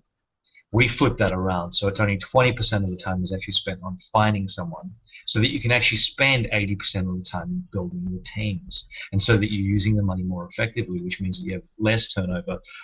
You get a much better fit for your team, which ultimately is far more effective and cost effective in the long run. And the whole point with all of this is making sure that the best people are found more effectively, and they're a better fit for the team. It's better for the artist, it's better for the team. The recruiters look fantastic because they don't have to work as hard to get to the first or second levels of selection, and when they end up hiring, it's a much better fit. So the teams are happier, the recruiters are happier, the company's happier, the projects run more smoothly. And ultimately for us, it's how can we use information that's already out there, and how can we repackage it to the benefit of both parties? Because so many of these other platforms basically work only on one side of it, where DeviantArt, you can put all sorts of crap up there, but it's such a clusterfuck to work through and try and find and manage and whatnot. So it's not really effective for companies to use. But then there are other platforms where it's really tailored towards the companies, but the artists don't like it at all, and it's not catering to their needs. So why would they use it? And if the artists, if the actual community don't use it, then it's dead in the water. And Yep. And we've been growing really, really rapidly, but that's basically a lot of word of mouth. Lots of invitations have been sent out by our community. We have a lot of people who apply, and of the people who apply, we accept less than 20% of the people who actually apply, because we want to make sure that what we're offering is value. Mm-hmm. No, I think that's a really valuable thing. Like being able to have like people who are at a certain level, it just means that it's more attractive also to employers that way, because it's like, okay, well, the people I'm going to be looking at, I know, are at a certain level, and this is what we're looking for, rather than it being like, okay, there's a lot of 3D people out there, there's a lot of people coming from school, and that's great that there is, but you may be looking for like specifically a gun that you can come in, rock out a show, and especially when you're stressed, you're freaking out, and you need to get something done in a very tight turnaround, to be able to like find a resource you can go in and get access to that. And I do love the fact that it isn't just for, let's say, recruiters or HR, because typically, I mean, especially bigger studios like ILM or DreamWorks, usually the leads are the ones who are going to be handpicking who they want for the team. So for them to be able to have access to something like that means that they can go in themselves and look through a lot of resources and find people they want, rather than getting a bunch of resumes from HR who they do a great job, but they're not typically in the trenches, so they don't know how to look at a reel and identify, like, okay, this guy said he did lighting or he did effects. What did he specifically do? Oh, you just did the raindrops in the background, not the big vampire dying in the foreground or whatever it's going to be. Whereas the leads and everyone else who are going to have final say anyway, they're the ones who are going to be able to look at a reel and be able to tell, okay, is this person qualifying or not? So I think it's very powerful to be able to pull in resources from every end, rather than it being just like for HR or whatever. And that's actually one thing I'll dive onto with LinkedIn specifically, is just like, I think LinkedIn is a great resource and it has a time and place. I think for our industry, I think most artists have an account on LinkedIn, but they don't know what it's for or how to use it. And video games is definitely something that a lot of recruiters will hit people up, and it's effective for that. But for feature film, like, it isn't really that efficient, just because it's not built and structured around this tight turnaround, getting access to everyone's information. Most artists don't know how to put their stuff up or take full advantage of LinkedIn anyway. So it's not a centralized thing. It's not like how Zerply is, where, as you mentioned, like, you can have a reel and you can annotate everything with additional information. You've got all your resources, everything you need. It's more a good base that you can then go off and look at their additional website and everything else they do if you want to. It's just a good central location. Everything is formatted the same, so you're not going to have to like go to someone's website and figure out the navigation every single time. It just makes sense. So I don't know, I love it. But I don't know. I'm glad. Thank you. Well, I was really surprised. Like, when I first saw it, I was just like, I think I actually mentioned this the other day, and I'm always hesitant because I don't want to sound like a suck up, especially to you. But honestly, like, it was something that it's very rare. But when I saw that site, I was actually like, wow, like, this is exactly what the industry needs. And I was really blown away by how polished and just well made it was. It wasn't like a frustrating regular HTML site. It was like, it just worked, and it worked really, really well. And it pissed me off that James, who used to sit next to me like 15 years ago, was the one who was had like a very big influence on this whole thing. So I mean, I love it. Like, I think that you guys have done a terrific job with it. Thank you. I will say openly and honestly, it's not perfect. We have a long way to go with it. But the approach that we've taken is, specifically, it's a VFX approach, and that is a lot of CBBs, could be betters. But the question that we always ask is it working for the purpose of what we're trying to achieve? And the answer is yes.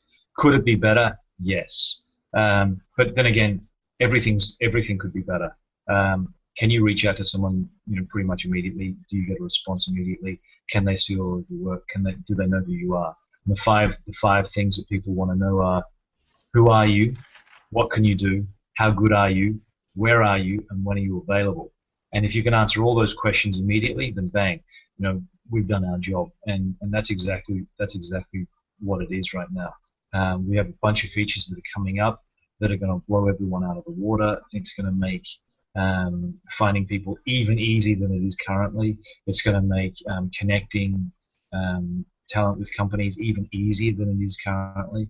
I mean, one of the basic things is that most artists don't even know what opportunities are out there because they haven't spent the time, because they don't have the time to, look for different opportunities in commercials, or in if they're working in film, then commercials or games or advertising or whatever it may be.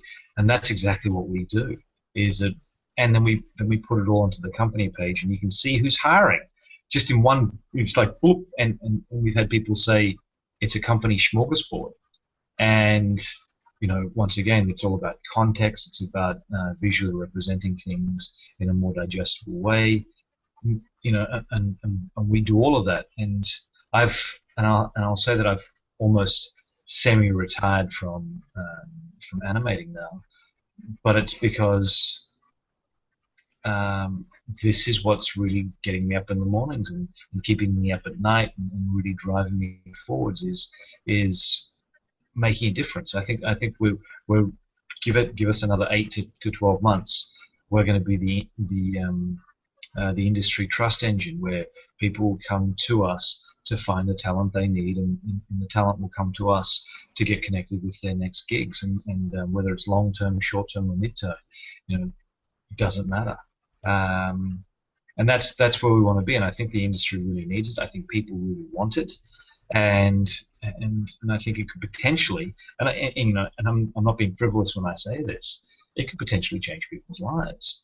And this is the really exciting thing for me, is that allowing people the opportunity to, one, move more effectively and more easily overseas or allow them the opportunities to access that is wonderful, but also being able to keep people in a certain area so that you don't, when DreamWorks closes down, as it were, you don't have to pick up and move to Vancouver. If you want to stay in LA, or you want to stay in San Francisco, we can offer you up opportunities to do that, and that's exciting, whereas a lot of people suddenly go, oh man, now my contract's over. What am I going to do now? It's okay. We've got you back.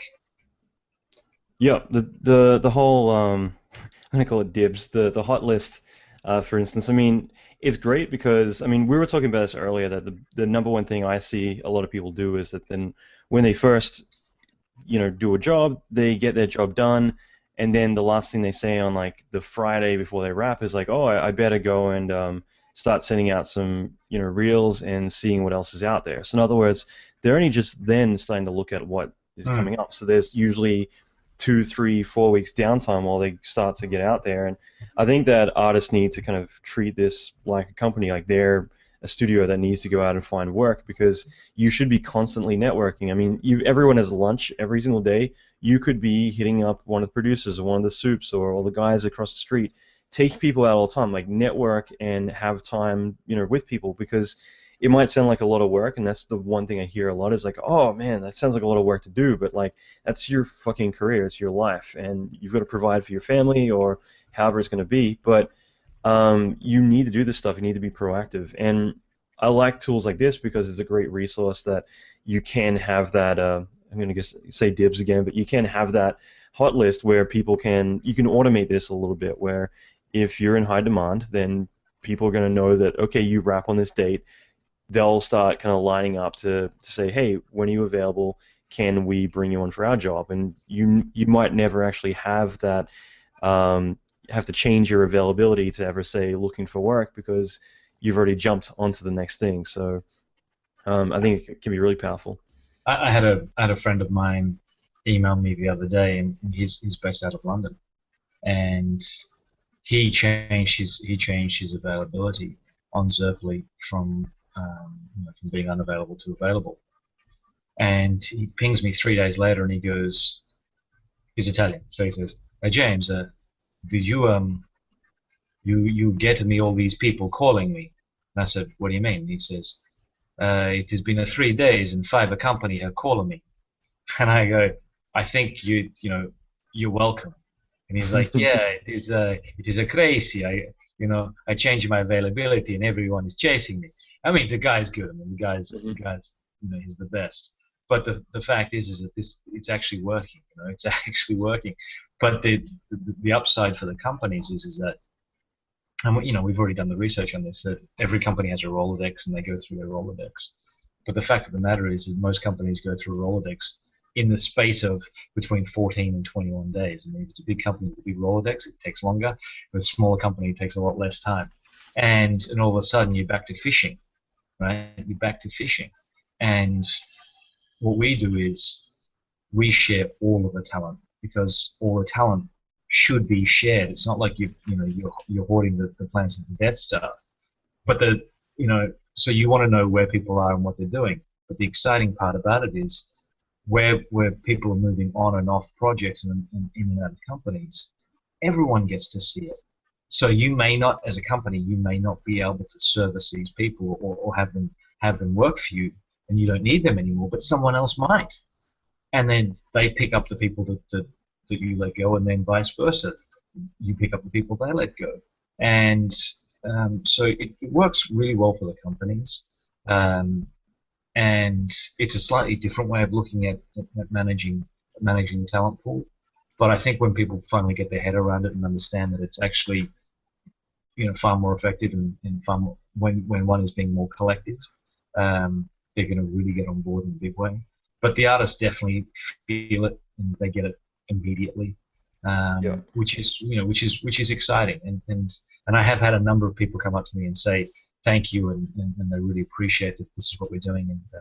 And I've got to say, number one, it comes back down to what we're doing, and we're not here to rip anyone off. We are here to give people opportunity and support the community, because I love it, and I love the people on it, and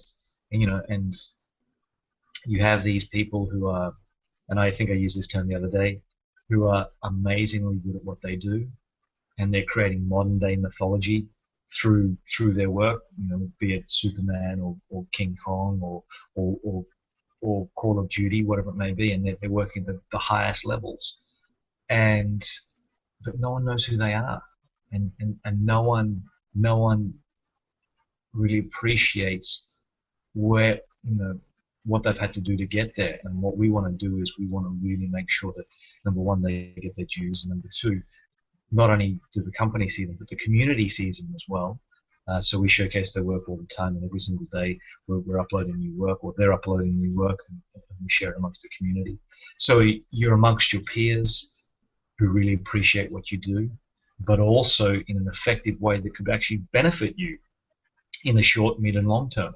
So, yeah, I'm super proud of it. I love my team. They're wonderful, wonderful people. And I really hope that this takes off in a big way, and I know that it will. And we're looking forward to making a real difference to the community, a real difference to the industry. That's awesome, man. I honestly think it's probably one of the best things that's come around in a long time, and especially now where I think people, as I mentioned the other day, people were freaking out a little bit about the industry and how it's shifting, but I think it's more about just learning to adapt and figure out how you can find your work, because there's plenty of work around. Just I think most people are thinking that, okay, well, I was sending out reels before and it's not as much around, but it's just more about figuring out the best way to get noticed. And that's actually one thing I'll jump on real quick with Zerply, since you know the ins and outs about it. What are some of the common things that people are possibly doing wrong that you see with putting up their work, or what are some ways that people can get noticed better, or people to stumble onto them a lot easier on Zerply? Number one, fill out your profiles properly. Okay, and it goes back to that thing that we were saying beforehand. Your profile isn't a chore. It is the bandolier that you carry across your chest, which is the record of all the battles that you've fought. It is the way that you represent yourself, and on Zerply, you are now it's a closed community, but internally within the community, once you're actually on the platform, everyone can see you. So it's important that you actually fill out your work, and that means do the show reel breakdown. That also means fill out your biography. That also means add your nationality, because a lot of places hire upon nationality. That's a good point. Because in Canada it's a really big thing. Are you Canadian? And then of course, put in a profile picture. Put in a profile picture because people want to see your face. And then obviously add work. And the best way to stay on top of top of mind is to add work constantly, so that every couple of weeks you add something more. And even if you're an animator, what you can do is you can add some tests or whatever it may be, and just add them as individual pieces to your reel, or individual pieces to your profile. I I think that's the best thing. And obviously, follow more people, increase your network, and reach out. Talk to people. I mean, that's what we're there for, is to actually communicate and so that you can actually talk to anyone at a company that you want to, rather than just having to go through normal channels. This is a really, really big thing, is that if you connect with a recruiter at a company and that recruiter leaves, then all of a sudden your connection to that company is over. It's gone. And then you've got to basically start again. And there are so many companies that put up info at, reply to info at, and they do it basically to weed out all the people who are, not of a certain level. We've already gone through that process. So the fact is that you don't have to be connected to a recruiter to talk to people at a company. You can just talk to anyone at that company, if provided, of course, that they're on Zerply, which makes it really, really effective for networking and for professional networking. And that's what I say is, the other thing is, the more you put in, the more you get out of it. Basic rule of thumb for anything in life: if you do nothing, then guess what? You get nothing. That's a good way to look at it. Yeah. So I think that's the really big thing. And then with regards to companies, same deal. We're not LinkedIn, so don't go on it expecting to do things like LinkedIn. You don't have to go in and continually bombard people by saying, can you show us your work, or can you tell us when you're available? Because we have features on there that allow you to prompt people, like poke people, to say, hey, can you update your work? Can you update your availability? And that's really simple. And people go, oh, yep, sorry, I'll update it. And we have an 83% return rate on all queries, which means 4 out of 5 people actually answer the question, are you available, or are you, whatever it may be, or if you reach out with an email. So it's a far more efficient way of working, and it's a far more collaborative way of working. And the other thing that I'd say to the recruiters who may potentially want to use it, or who are currently on it, number one, can you fill out your profiles properly? Because people want to know who you are as well.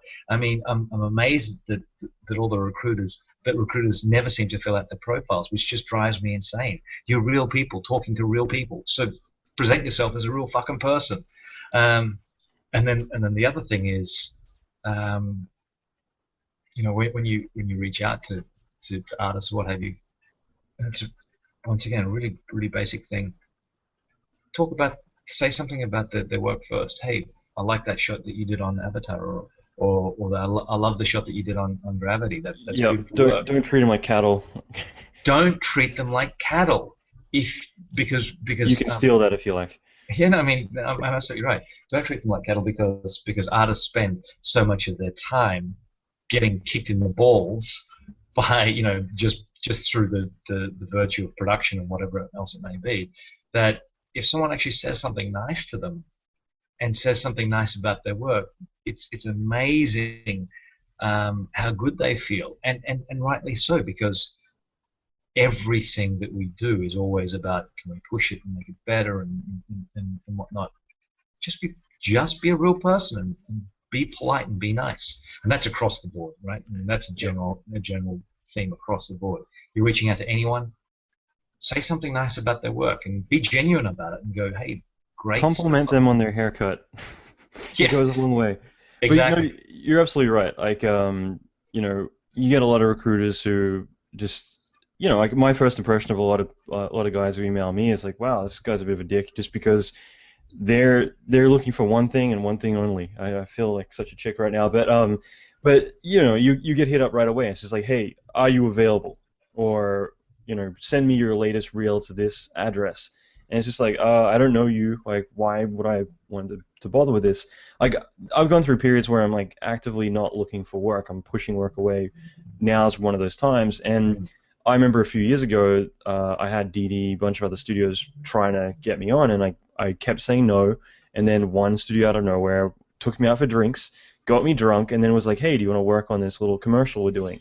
And I loved it, because out of everyone I said no to, the one who was actually like nice enough to kind of get me out, get me to know who they are a little bit, they're the one who was like, hey, you know what, like, this guy's cool. I'm gonna go and do a quick gig with them. And it's kind of like that analogy of like, if you, yeah, you're right, compliment them and say, hey, like your work's really cool. Like we'd love to see more. Can you possibly send your work over here to this address? Whatever it's gonna be, that's gonna get a lot more response than, are you available right now? If so, email this address. Thank you. Goodbye. It's just so robotic and so impersonal. And same thing with the profiles too. Absolutely, absolutely. Yeah. And with because I remember you mentioned at a lunch about recruiters not filling out their profiles, and I think especially with recruiters, like whatever job you're in, but recruiters especially, the more you give a face to who you are, the more people are going to follow you. So you mentioned how recruiters leave and they go elsewhere. The thing is that like the recruiters that I know are only the ones that actually had a personality. They were the ones who I chatted to and I got to know them. So that way I keep an eye on where they go.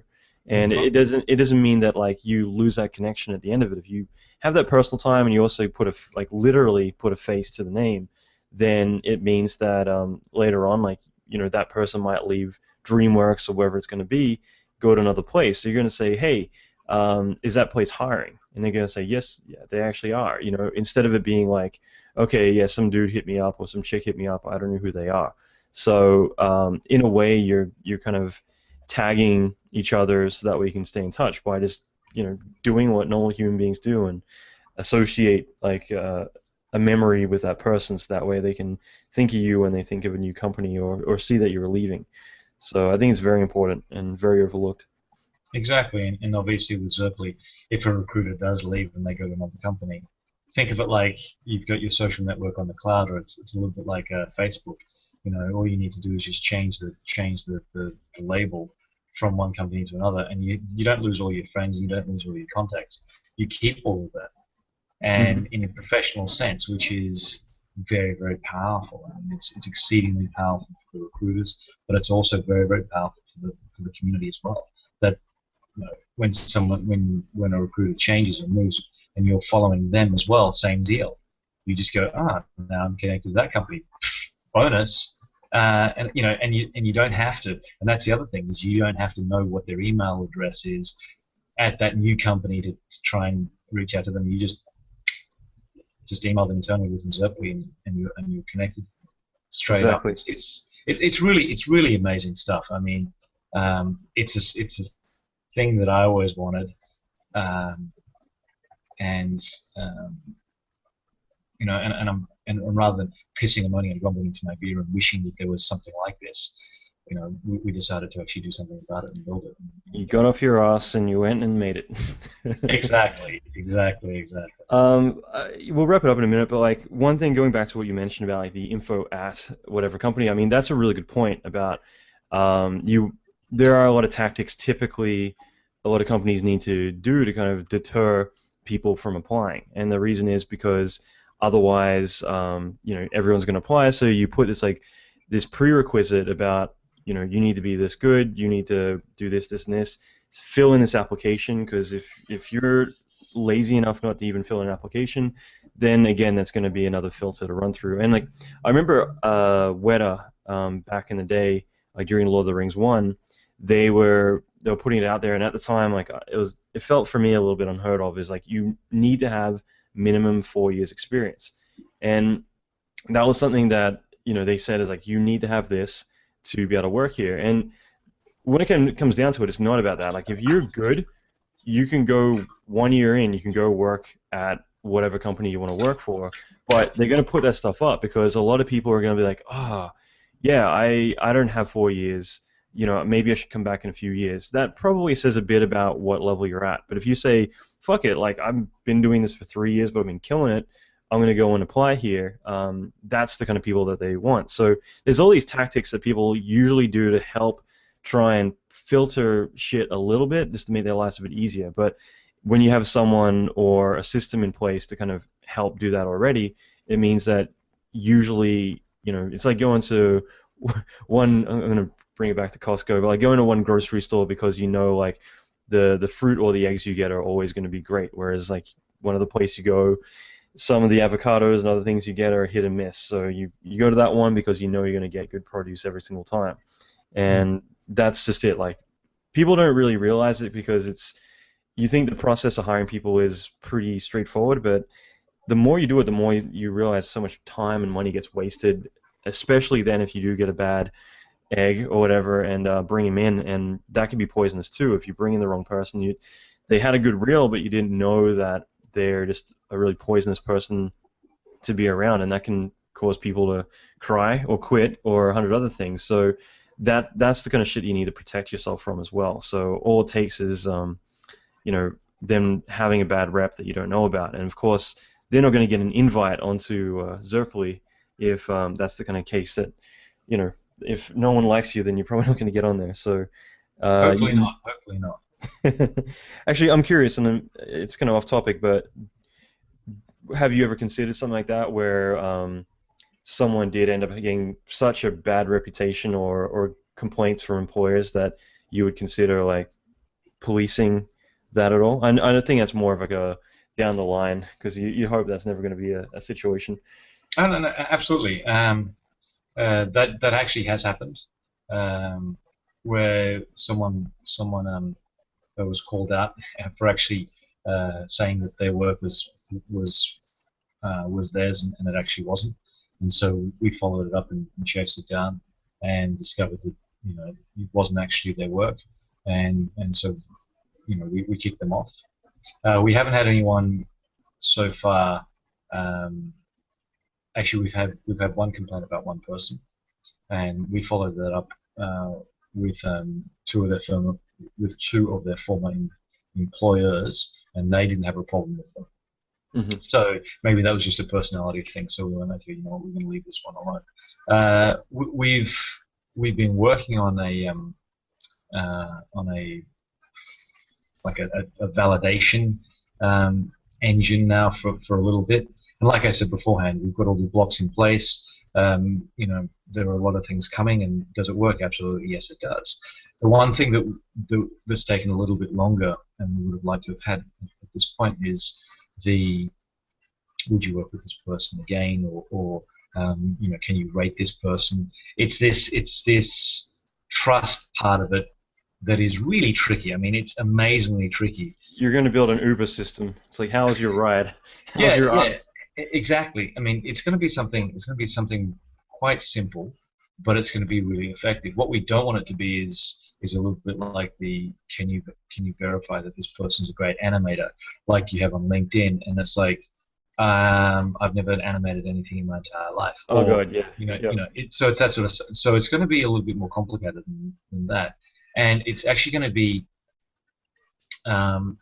It's going to require people to make a little bit of an effort, but we want it to be a little bit of an effort so that people take it seriously, because it's very serious when people actually talk about you and your work ethic and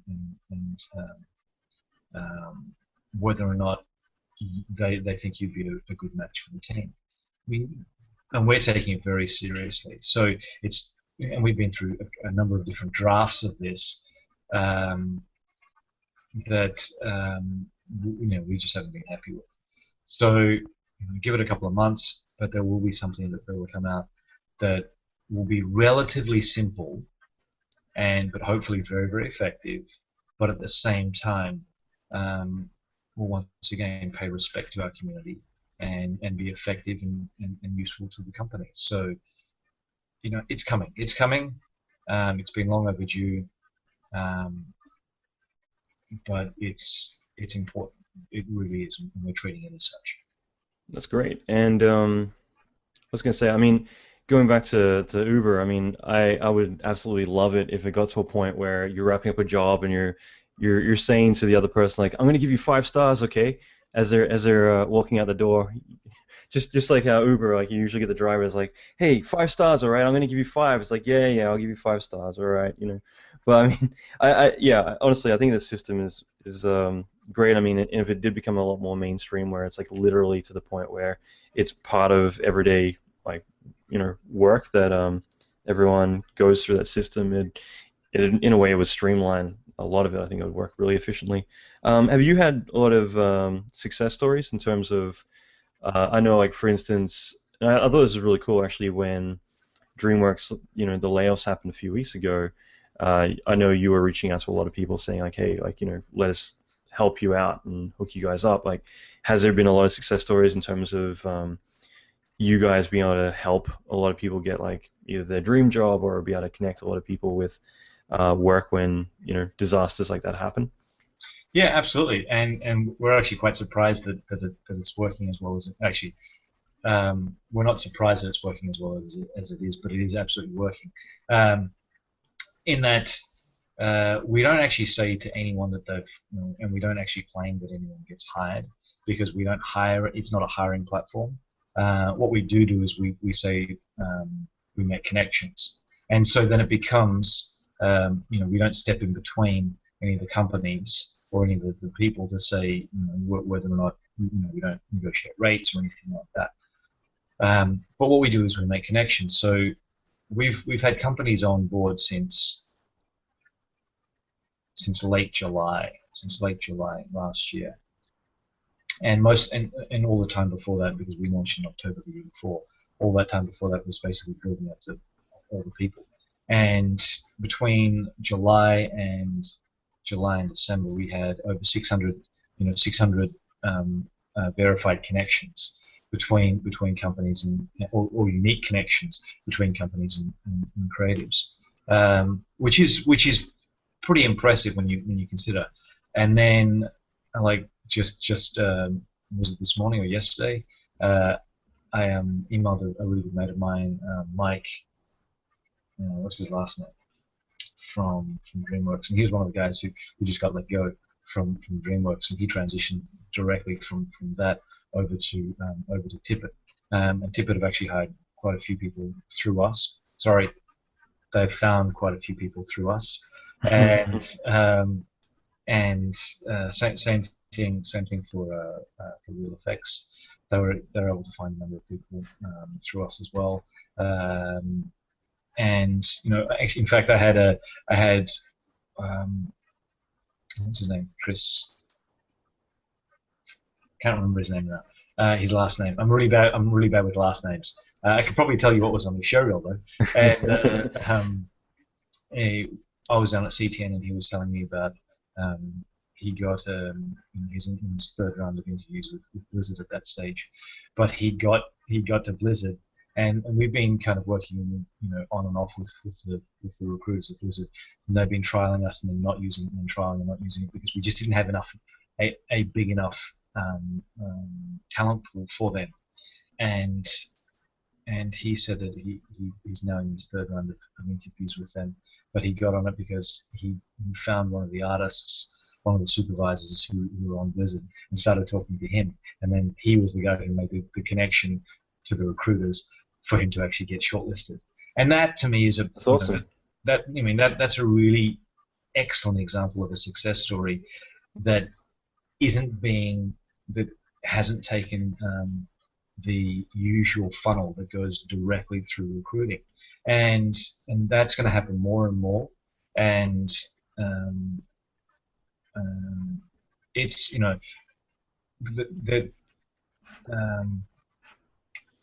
I wish that I could give you more concrete statistics on it, but we don't track that yet, because to us it's not about people getting hired. It's actually about people getting connected more easily, and it's up to the companies as to who they want to hire. We shouldn't be telling them who to hire. It's to the companies to hire. But like I said beforehand, rather than taking 80% of the time to find and then 20% of the time to actually ascertain and then hire, and then pick your team, we spend 20% of the time trying to find your people, and 80% of the time actually trying to pick your teams. That's awesome, man. So yeah, so it's we get emails all the time saying that I found my job through you guys, or I got connected through you guys, and quite often we get lots of artists saying to us, we've had 3 or 4 companies who've inquired as to my availability, and that to me is exciting. Yeah, and it's just the beginning. I mean, I can't wait to see. Like I said, I don't say this about many things, but I do think that this is something the industry needs, and the more it becomes more mainstream, the more it's going to become like a pivotal part of the process. I'm fully behind this because I think it's awesome. I'm going to give you like one or two more questions, and I think more to do with, at this point, you've got so much experience both through Zerply, but also just in general that I'd love to kind of see your ideas on like artists in general and like what they do right and what they do wrong, just because I think that'd be really great. And like one thing that actually does apply to Zerply, which you brought up earlier, which is very valid, is mentioning what country you're a citizen of, for instance, or what countries that you have visas for, because that's another good thing. Is like sometimes that can actually work in your advantage, is to say, hey, I've got visas in these countries, or I can work legally, in Australia, London, New Zealand, whatever, and that way people can put you to the top of the list because they know that there's not going to be any red tape to go through. So that's definitely mentioning that kind of stuff is very important, I think, to help kind of boost your chances of being employed, and like even mention that stuff on like Zerply, I'm sure is going to be a very valuable thing for getting people work. Sure, and I think we've covered most of this, but in short, it is just get your shit together, right? It's like you are the master of your own destiny. I know that sounds incredibly cliche, but if you don't handle it, no one else will. What we do is we basically lead you right to the top of the mountain, or we make it super easy to. And I didn't finish that analogy beforehand about right now the current analogy is, or the current system is, you put a guy on a horse and you leave the horse, you take the horse all the way to the top of the mountain. What we do is we basically have a bus, right? And everyone piles onto the bus, and we drive everyone up to the top of the mountain really quickly. And it's actually a very comfortable bus as well.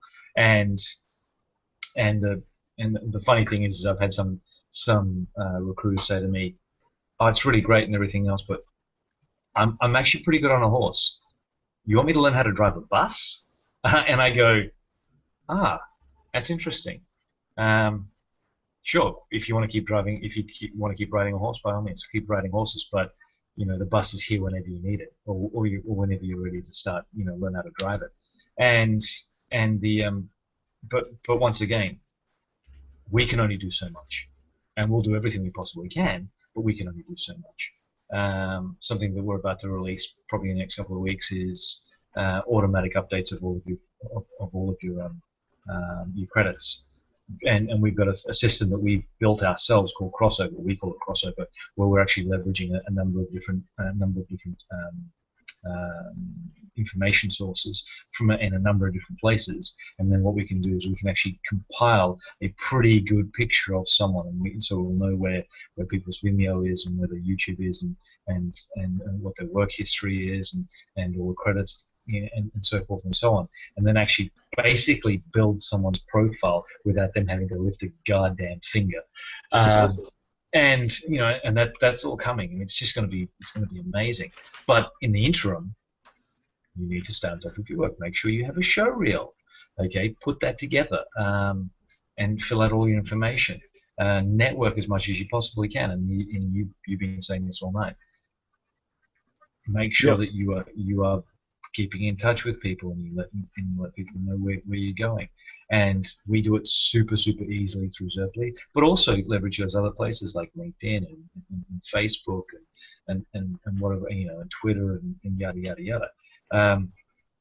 We're not the be all and end all. I'll tell you one thing: we're a damn sight closer to being that one-stop shop. But use all the tools that are available to you. Okay, use all the tools that are available to you. If you don't want to use Zerply, don't use Zerply. I mean, that's fine. But we'll do whatever we possibly can to help you. But we can only help you if you help yourself, as it were. And I've had actually some feedback from some people say, I haven't had anything from Zerply yet, and I've looked at their profile and they haven't put a fucking thing up, and I'm like, well. So you got to get off your ass. Actually, one good point you brought up about having a system, I think Crossover, right, which will be able to like bring all this information together and create like a pretty generalized overview of someone's profile and everything else. Like, if people like, if you're like, oh man, I don't have time to go and fill out like all my info and my whatever, like if you really want, and I think I did this with my LinkedIn, is I just hired a virtual assistant to go and put all the info in, and the reason is because I have my resume I only update because I'll need it for my visa. I don't use it for anything else, but it means that it does have like everything in there. And at one point I decided for LinkedIn to go and like flesh everything out.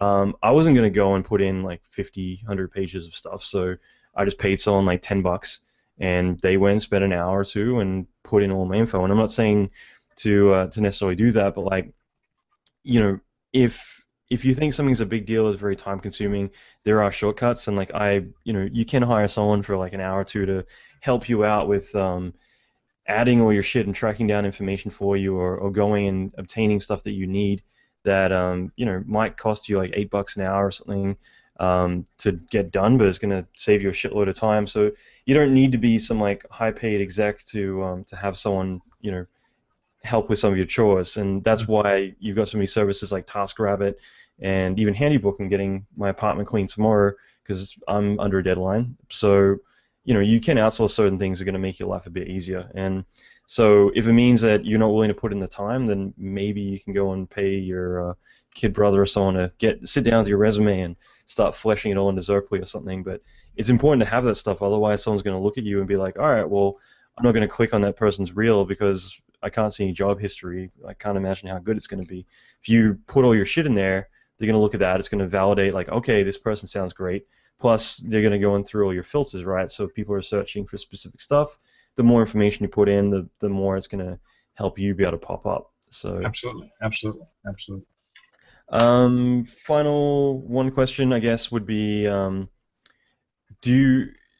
any advice you would give for people to get? I already kind of asked that, but like, one thing I think that most people don't think of is when it comes to being more searchable is to actually think about what people are going to be looking for when they're hiring. Because like they might say, hey, I need to get a Maya animator, but they needs to be able to know mocap or whatever, or more specifically can use Endorphin or can use I don't know.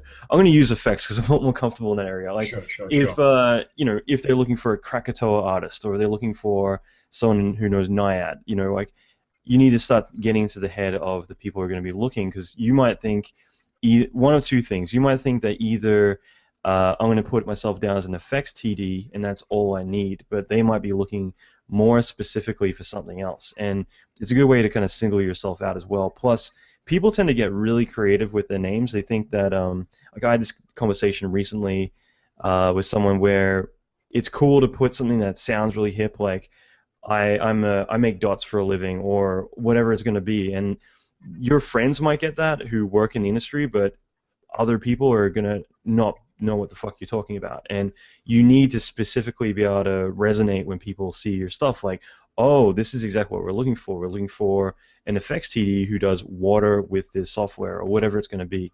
I'll use my girlfriend as an analogy because she was looking for work. She put herself up as I create 3D rendered beauties because she loves to create like character portraits of females.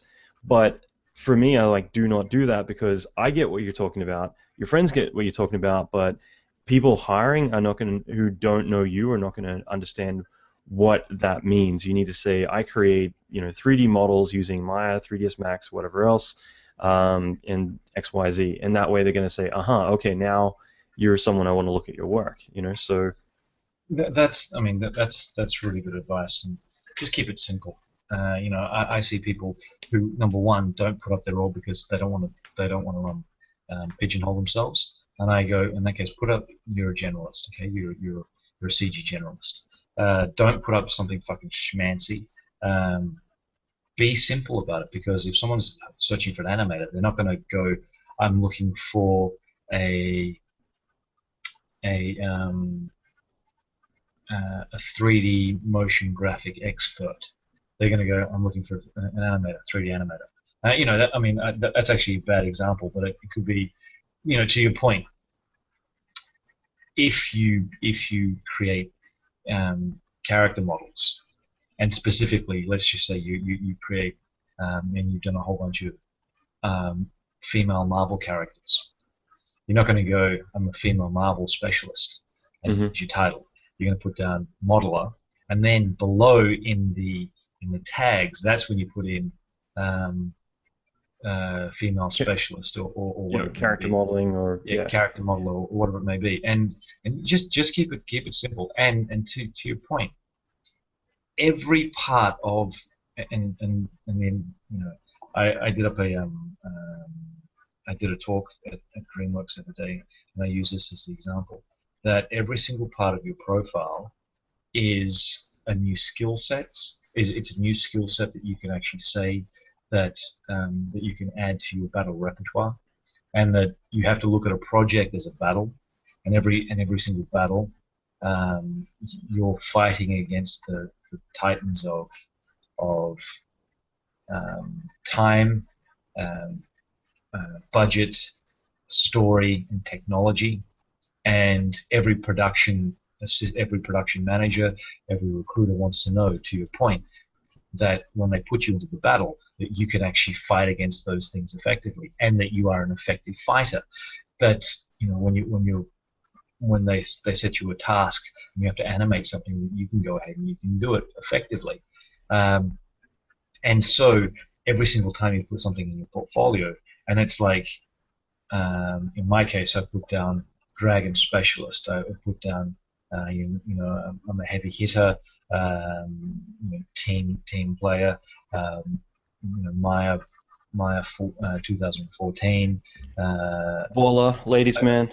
Yeah, exactly. Man about town, ladies man, all of the above. Basically, what that does is if I was to draw the analogy with regards to you being a fighter, if you don't put anything at all, you have a blank person on this side, or someone who looks relatively skinny and whatnot and runty on this side, because there's no information about them. But on this side, you have a guy who looks like Conan with scars down one side of his face, but at the same time, he's 6'4" and he's rippled with muscles, and and he's got a battle axe in one hand and he's got a shield in the other. And every single time you add something, it means a skill set tag means you now know jiu-jitsu, or that you've got you have a dagger and it's a +3 sword. And people want to know that if you've got all these skills and all these weapons at your disposal, that when they put you into the fight, you'll be able to deliver. You'll be able to come out on top. And that's the way to look at your portfolio, okay? As these are the weapons that I have that I can show you that I use in the battle. Not just the shit that I have to put down because I haven't done one for 15 years. I love that. You got a necklace of ears around your neck, but no, I love it. Like exactly the scrawny guy because you haven't fleshed out your shit, or the one who's visually got all that shit going on. I could pick your brain all night, especially about negotiating money and other stuff, because you've got a lot of really great views on everything. I'll leave it there, but one thing I want to bring up, because I asked you this the other day, and I was fascinated by your answer, which was a bit different to what I expected, but what's your typical week and how do you structure it? My typical week now. It's funny that when I was animating and when I was pre-visiting and concept and everything else, I used to get really jazzed by the projects on which I was working, and come back and whatnot. And these days I get really excited by writing up documentation for a new way of looking at a new tool, or a way to actually showcase someone's work more effectively, or and I'm writing up documentation, which is ridiculous. But my week basically consists, and I've broken it up obviously to the 5 days.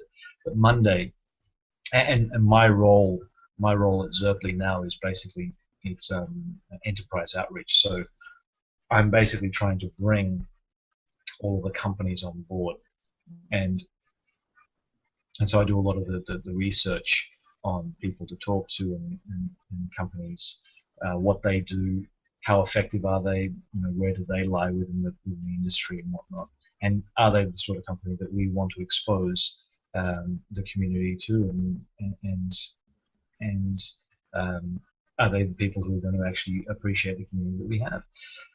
So my Mondays it's all research. So I look at the companies that I want to reach out to, the connections that I may have to anyone in that company, and all the history and all that sort of stuff. So that's my Mondays. My Tuesdays is actually outreach. So that's when I'm making all my phone calls and sending my emails. Wednesdays the same thing: emails and phone calls, emails and phone calls. And then Thursdays is following up on all the emails and phone calls and what have you that I'd sent the previous week, and also answering all the responses that I get from this week and the week beforehand. And then Friday is back to basically being my Monday, where I start researching for the following week. So I set up all my stuff and all my meetings for the following week, and then I also do my research and what have you, so that I'm more structured as to what's coming up. They're my days. My days are 14-hour days, 14, 15-hour days. That's awesome. And then on Tuesday nights and Wednesday nights, I teach, I animate, and that's a lot of fun. And then sometimes on Thursday nights, I go out and I meet artists, and often I'll go out and have a beer or drinks or what have you with different people. And occasionally you get to see the wife. And then Fridays, Saturdays, and Sundays are dedicated to being here at home and looking after my girl. That's awesome, man. I love that because I think I'm a big fan of structuring my days and my time, and I think that, it's a huge thing for productivity to kind of keep those focal points. But that's awesome, man. And where would people go to find out more about you and to find out more about Zerply? You can go to Zerply, and that's ZERPLY.com, and just go Zerply.com/James Bennett, and that's JamesBennett, and you can see my portfolio, and you can see my work history, and then you can go to obviously Zerply.com and check us out there. If you actually, if you want to apply, there's a thing saying if you're talent and you want to apply, then absolutely apply through it, and we'll check out your reel, and we'll obviously get back to you. If you're looking for talent, and you're a company looking for talent, same thing. You go to Zerply, the company page, Zerply, the front page, and the very, very bottom at the front page, you can say looking for talent. Click onto that and look for talent. If you want to see more about the team, go to the About Us at Zerply.com. So, that's awesome. Thanks, Great. mate. Well, thanks again. This has been really cool and insightful. So, really appreciate you taking the time, and thanks again. Allan, mate, you are more than welcome, and I look forward to catching up with you again. And next time, it won't be such a short lunch. We'll actually have some beers and some drinks, okay, mate? Nice. Okay, so that's it, guys. I hope you got a lot from this. I had a lot of fun getting to chat to James. I kind of wish we had more time because we did 2 hours. It was over midnight, and I wanted to go further, but I need to be respectful of his time. Now, there's lots coming up, as I mentioned. If you like, add me to Facebook, Allan F. McKay on Facebook. And I am going to be posting some really cool stuff soon. Man, there's so much stuff going on right now. I'm going to be launching my mentor program mid next month. So that is the big thing I've been working on behind the scenes for the past couple of weeks. Well, technically since January. This to me has been the biggest thing I've ever made. I'm so excited about it. I'm not going to talk about it right now, but I'm, just really, really proud of all the guys who are currently in there and what they're doing. And I'm about to open it up again since it was only open for a week for registration the first time around and completely sold out. This time around there's going to be less openings, so it's going to go quick. But I will post some information about that leading up to it. But in the meantime, I'm going to be posting a lot of information, especially about the Paris talk and some other stuff that I'm doing. Lots of really cool stuff. Also, I've been getting so many emails lately, and I'm trying to reply to everyone. But if I haven't, have patience. However, there's a lot of really consistent questions that I do get asked a lot. And what I think I will be doing is starting to answer a lot of those on here at least every few episodes, because I think there's a lot of really great questions you guys are asking, and I think that a lot of people could benefit from those being answered. Now, there is a few episodes coming up that I have been working on for actually since the beginning of this podcast, and one is going to be how to break into the industry, because that is such a loaded question. Like obviously I talk about entering the side door and how to do, all these different ways of getting promoted and how to build your brand, but specifically how to, like, what are the steps to really make an impact, from getting your foot in the door, as well as, the great question, which is, industry experience required everywhere you go. Well, what do you do with something like that? If every place requires you of industry experience, you can't get that, experience if you can't get your foot in the door. So, there's going to be a lot of stuff with that. I'm also going to be doing something which I did something similar to this last year with Blur Studio, which was we all got together. Chad One Street and I got approached by CG Society to review a lot of reels. We ended up doing that with Blur, which was a lot of fun. And since then, like Todd Sheridan Perry, I had dinner with him at Boa down in Santa Monica, and we were talking about this, and he had suggested, like, hey, would it be really cool if you maybe like reviewed some people's reels and gave feedback, did some like live thing. And I'd actually already been working on this for quite a while, and so when he mentioned, I'm like, I'm gonna pull you into this as well. So what I plan to do is I'm going to get a few guys who I consider to be really good, who have a lot of experience, who also look at a lot of reels, and we're going to get together and do a live event where you guys, if you want, whether you're just starting out or whether you're wanting to take the plunge and send your stuff to like Weta or somewhere big where you really want to make sure that you make the best first impression you can. I want to organize an event soon, which is going to be a chance for you to post your reels, and I'm going to put together a team of us, like 3 people, 4 people who I really respect and think would be perfect for this. And we'll go through in a live interactive class, talk with you and review your stuff, give feedback, and this will be a chance for everyone as a big community to get together and do this. I think this could be something really fun and powerful, and depending on how it goes, maybe we'll make it a regular thing, like once every quarter we'll do this event. On top of that, I've mentioned hosting industry drink events. I wish I had a calendar in front of me right now. Basically, end of March, I'm going to be hosting a drink event. I'm going to be posting that up, a lot of info on that on my website. I'm actually rebuilding my website at the moment. I've got some developers working on that, so there's going to be loads of stuff coming. I actually just rebuilt my website a few months ago, but I did it myself, and I hate it. So I'm going to be doing it the way I want it to be, because for me, I want to be putting out a lot of content pretty soon. So I want it to be something that's a bit more readable and approachable. So much stuff coming. Either way, I better get going. So as I mentioned, add me to Facebook. I'll be posting information about that reel review stuff soon. Industry drinks for LA or anyone who's in Southern California will be end of next month. Mentor stuff, I'll be posting information about when I get back from Paris.